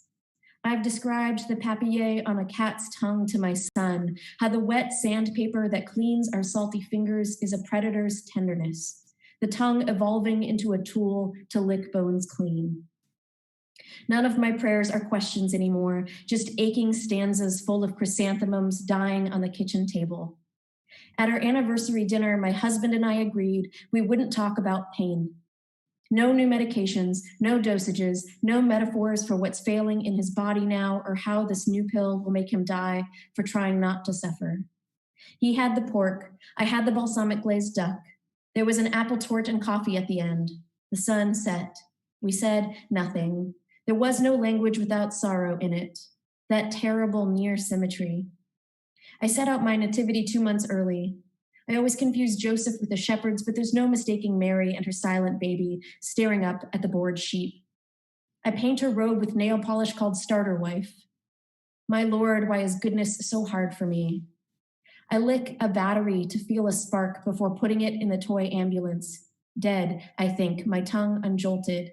At least now I won't have to hear the sirens wailing their false emergencies after my son loads the swaddled baby Jesus in the back. My husband is in his room again, where he goes to be alone with his suffering. I think of my wedding, of the sky that day, the hope I had, the shame of it now. Our old cat paws at the back door, hissing at something beyond the gate, growling at what only he can see in the dark. I hiss at him. I want him to know danger is coming from both sides. You can't even trust what you love. He claws at the glass anyway, as if there were any fight left in him, as if this meanness isn't what we all do when we know how helpless we are. God, God, what do I do after all of this survival? Another friend dreamed of me saying, I can't bear it anymore, and sprouting glass feathers from my shoulders and arms. She said the dream wasn't windy, but they fluttered as if they weren't glass. Even in dreams, I'm flightless, incapable of escaping. My prayers return as a knife and the commandment I carve into the skin of an apple, gentle with the flesh, gentler with the blade, before I suck the sweetness from each of the wounds I made. Thanks. That was awesome, Tracy. Thank you.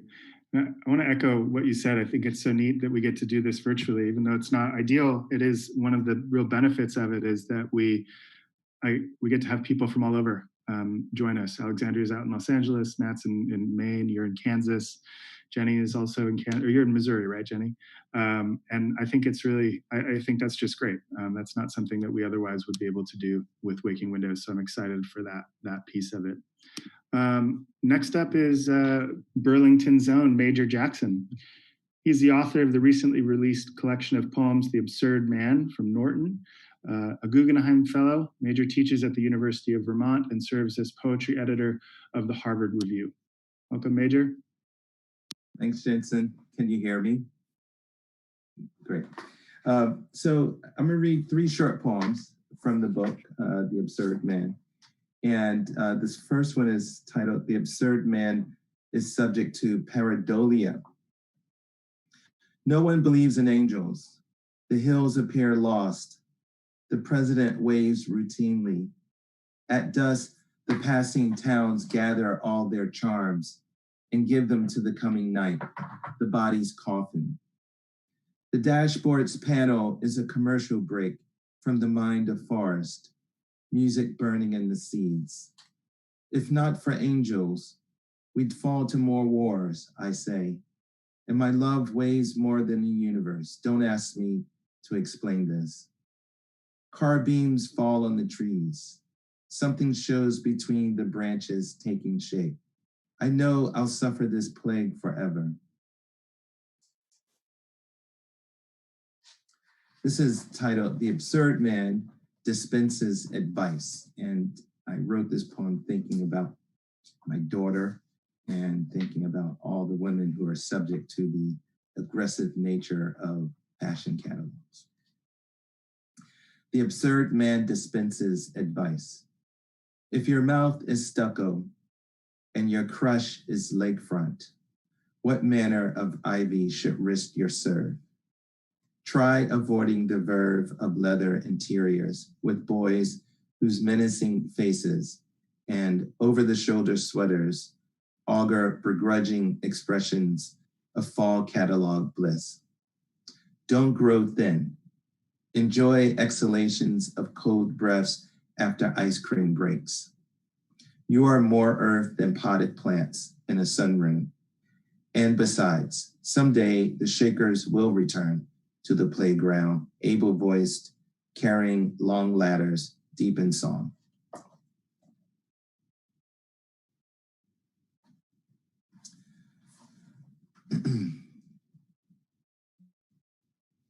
Now that you are here, I can think. What you really are is svelte, the mainland of your feelings, a young Veronica Webb, and what we share are solutions, and not so much the Parisian air you tired of, nor the fat, sweaty bead coursing a décolletage, an unlikely consequence of the Kyoto Protocol, but the pleasures of lounging below French-style windows, open wide as arms, whose blousy curtain is a shawl that informally hangs and informally shifts when you drift into the room like a Spike Lee dolly shot. The kids are dancing to some Ariana, but I'm watching what you do with your lips when reading silently around 4:22 p.m. on a late Sunday afternoon. I have a weakness for marble winding stairs and tight two-person elevators, but the brasseries are waiting, as well as the football fans who need help cheering, for we are Americans after all, and are ready to hype even the locusts on the day of judgment. I don't care about the midfielder or the winger. You're smiling, and that's all the defending I'll ever need. Thank you. That was awesome, Major. Thank you so much. Next up is my dear friend and colleague at NVU, Elizabeth Powell. She is the author of 3 books of poems, including the forthcoming Atomizer from LSU Press this year. Her novel concerning the Holy Ghost's interpretation of J. Crew catalogs, which is maybe one of my favorite titles for a novel ever, was published last year in the UK. She is the editor of Green Mountains Review, our fearless leader, and she teaches at Northern Vermont University. She is also a distinguished visiting writer at Oregon State University. Liz.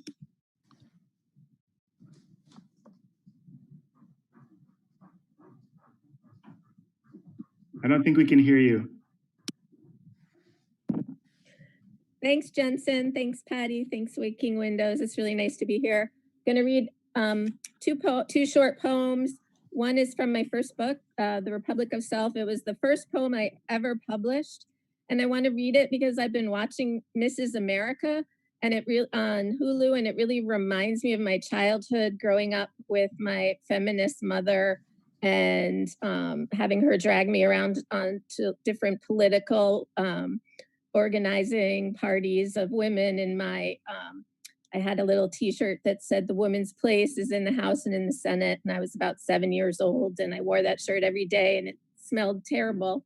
But it's, you know, you're old when your childhood is a historical television show.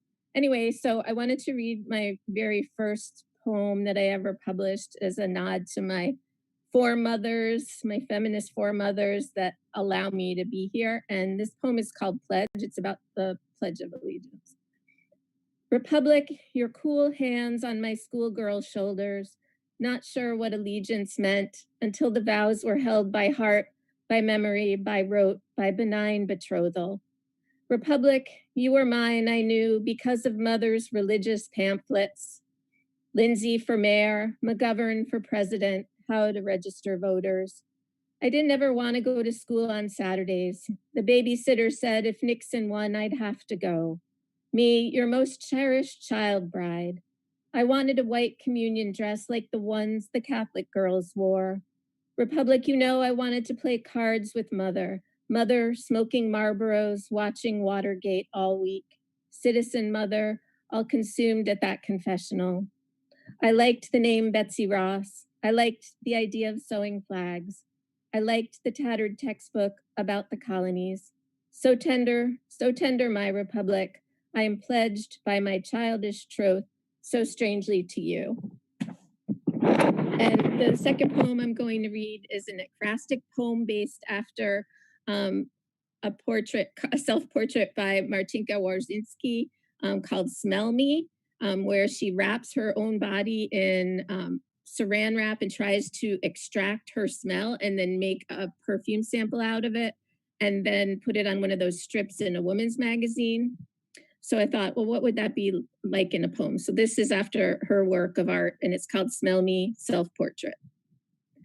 Egg yolk, frozen eyelashes, angel skin with petrichor and geosmin, tang of metallic blood, Hudson River, long train, Whitman sampler, rain on Sunday, yellow taxi cab, Cointreau flambe, lemon wax, sawdust, mailbox, early snow, roasting chestnuts, my reincarnation, 15th life, Bear Mountain, needlepoint basket, hibernal bed sheets in pink, wet parsley, field hockey sticks, cheerleading sweat, old Turner movie classic Tears, a memory 10 carbons long, a ghost from 3 lives ago, News Inc., plums sauteed in brandy and butter, transatlantic dinner service, hot dish rag, transient inkling, Clinique lipstick in the bathroom of the Met, Holy Ghost incense, grandmother's old love letters,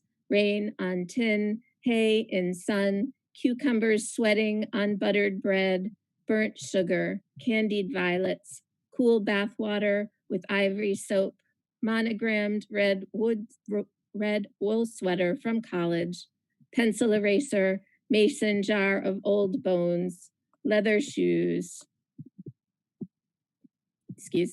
salt funk all night, new white socks, moldered hymnal, lunch poems on the screened-in porch, clouds, a flower with no scent and stronger than a gun, adrenaline, a twice-worn nightshirt. Thanks.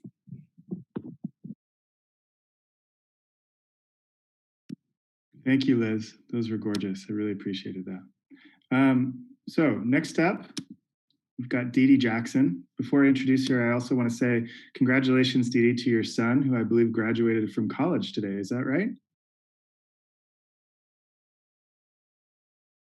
That's amazing. Yeah. All right, so I'll read Dee Dee's bio really quickly here, and then I'll hand the screen over to her. Dee Dee Jackson is the author of Moon Jar, out from Red Hen Press this year. Her poems have appeared in the New Yorker, New England Review, Plowshares, and elsewhere.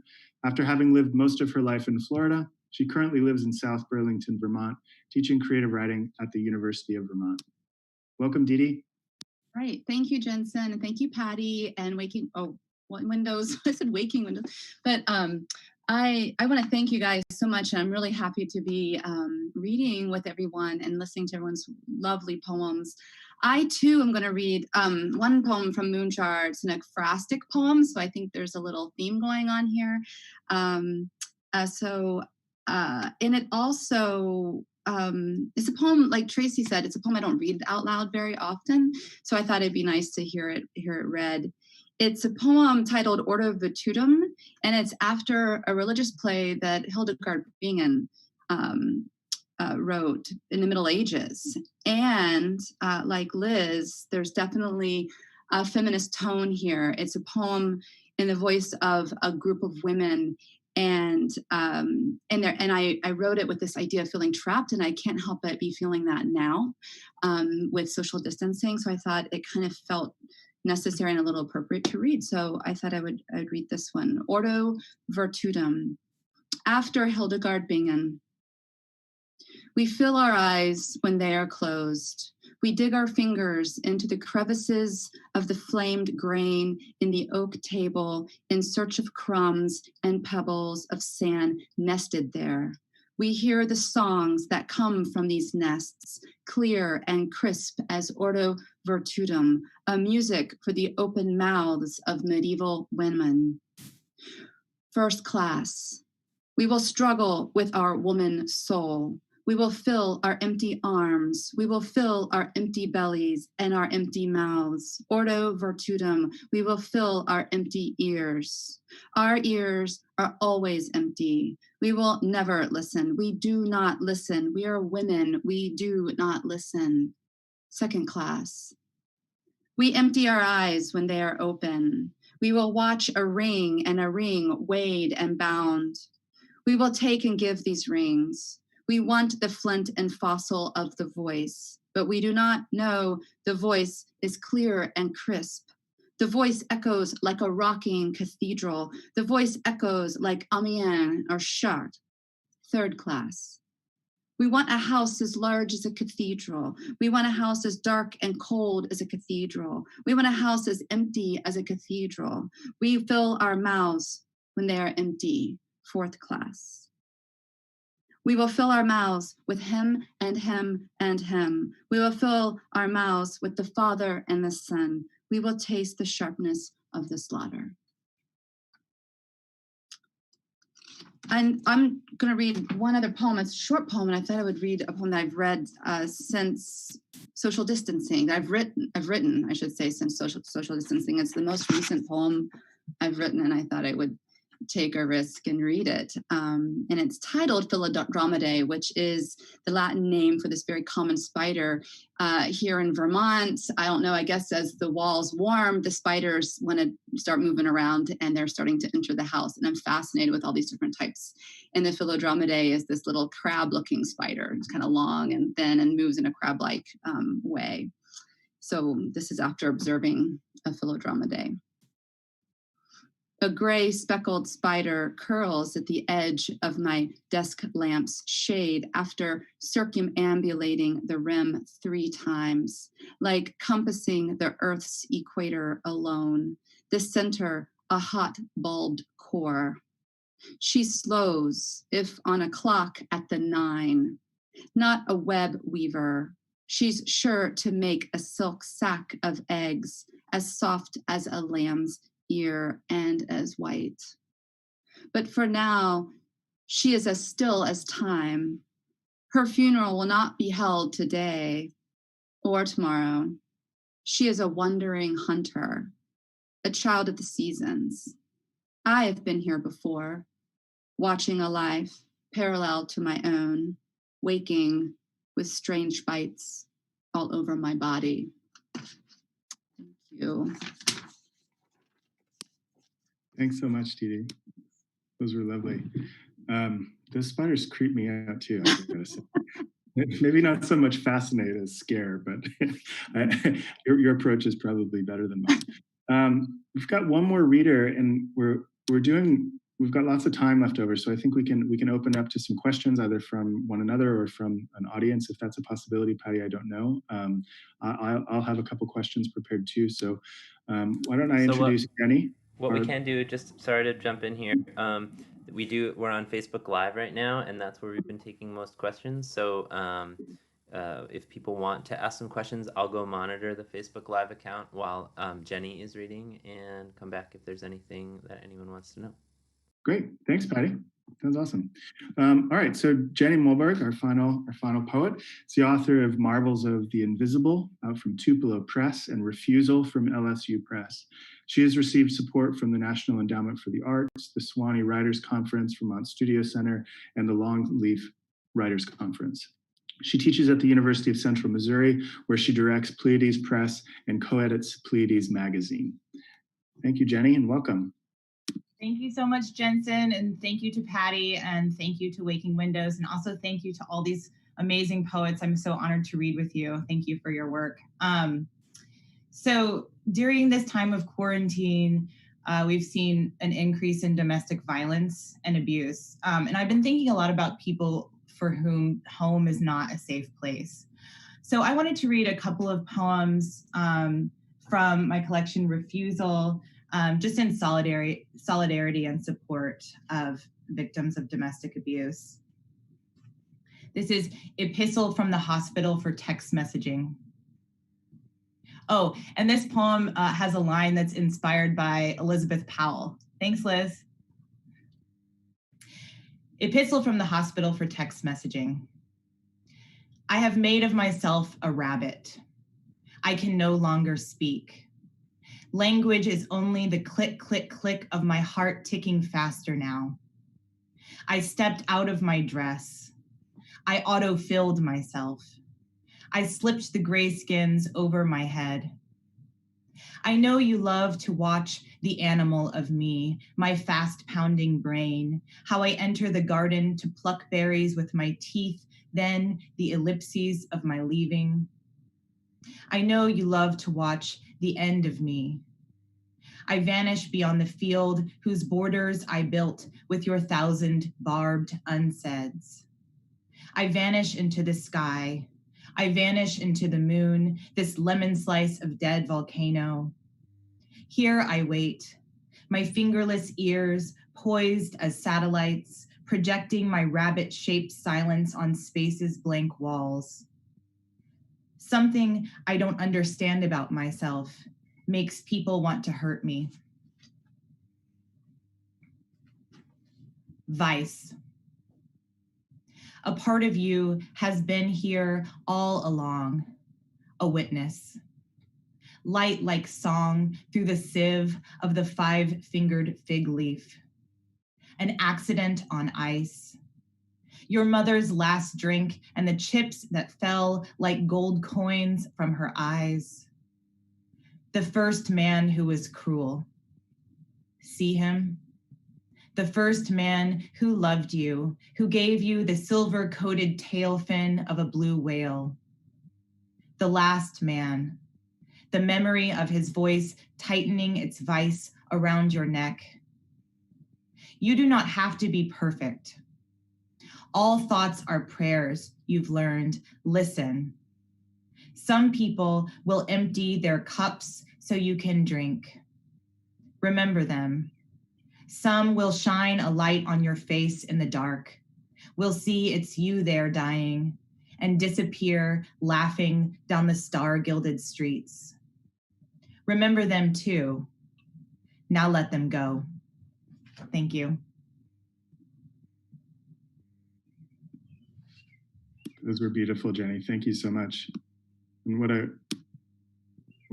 absolutely necessary impulse to think about people in this time who are victims of abuse. It's really kind of scary to think about that.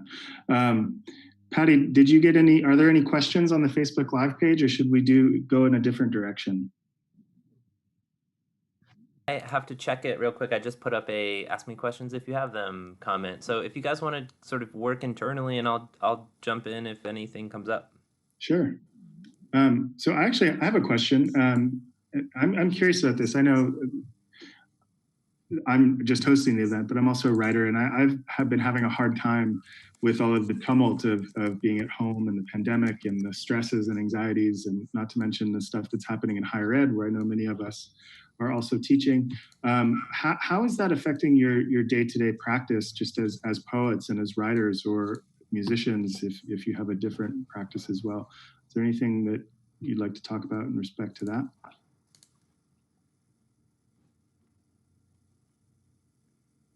Since I'm unmuted, I can speak to it if that's okay. I had a conversation earlier with when we had our yoga class, and the yoga teacher and I were talking about how in the beginning of this, there were a lot of people commenting in social media about how much they wanted to use this time as a time to be creative and to sort of like get big work done. And the first time, like probably 2 weeks in, was the first time I saw someone post about how it was okay to not be knocking it out of the park as a creative at this time. And I think as a creative person at this time, and I think that really sort of helped settle my mind about it, about not doing it. And I think the first time I felt like I've gotten anything done is actually doing this festival and having this concrete and it's, there's a creative nature to it, but a concrete like goal to something that's very like outside of my normal field of work. And focusing on that has helped me sort of break out of that, I don't want to call it a spiral, but that sort of blockage,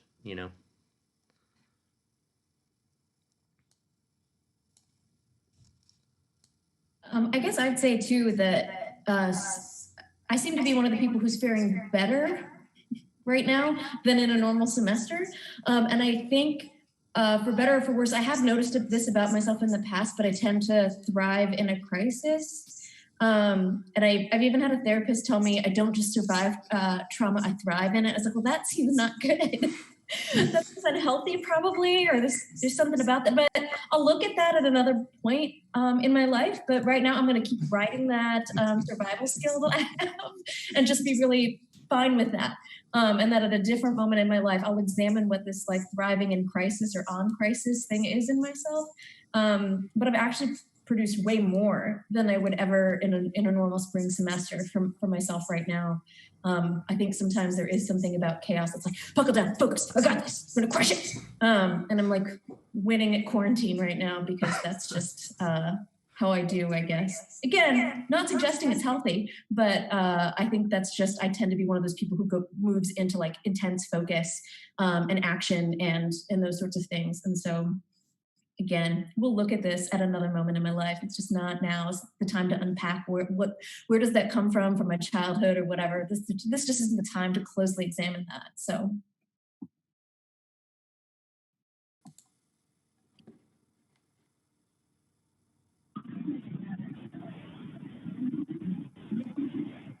Well, we can't hear you again.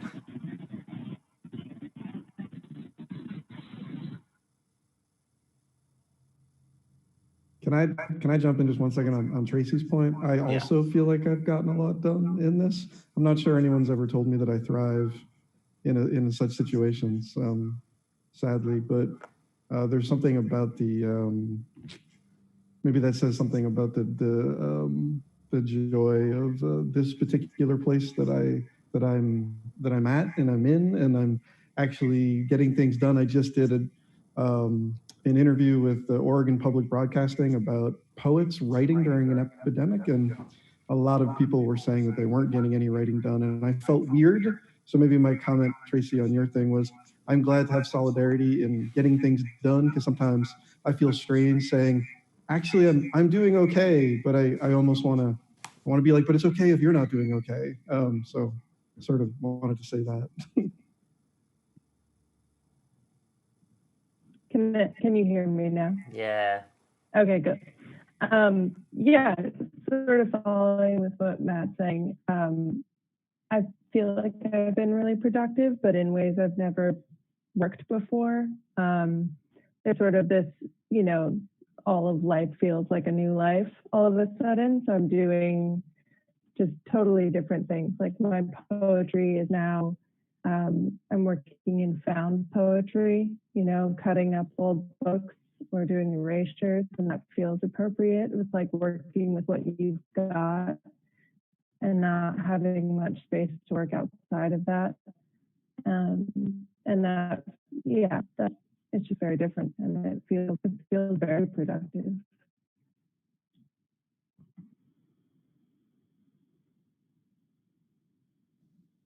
I'll be the happy medium.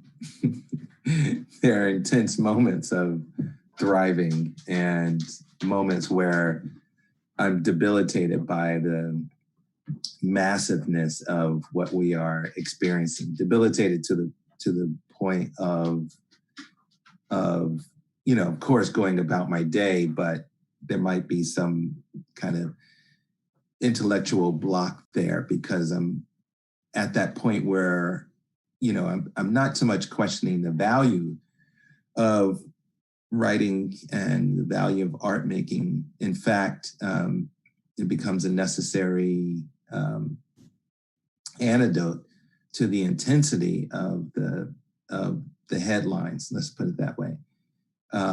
But that fluctuation is my normal. Is my default. So I guess not much has changed in that regard.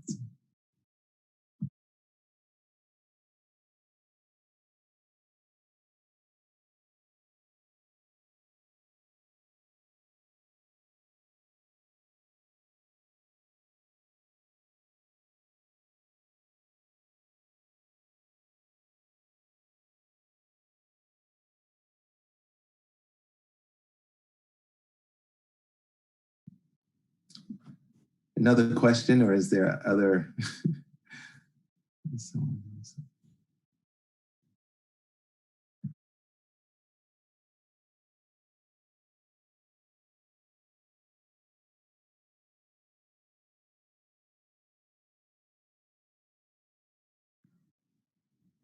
More than my first book reading.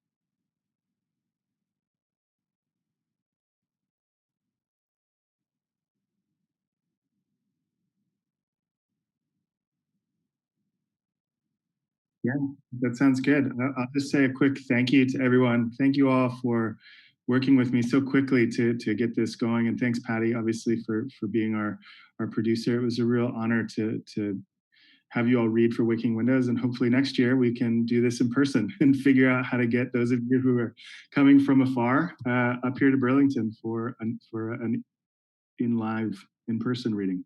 Thanks, everyone, so much.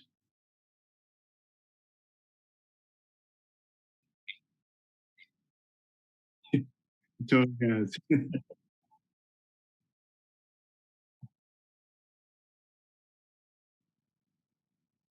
Thanks, Patty. Thanks, everyone. Bye. Bye. Thank you.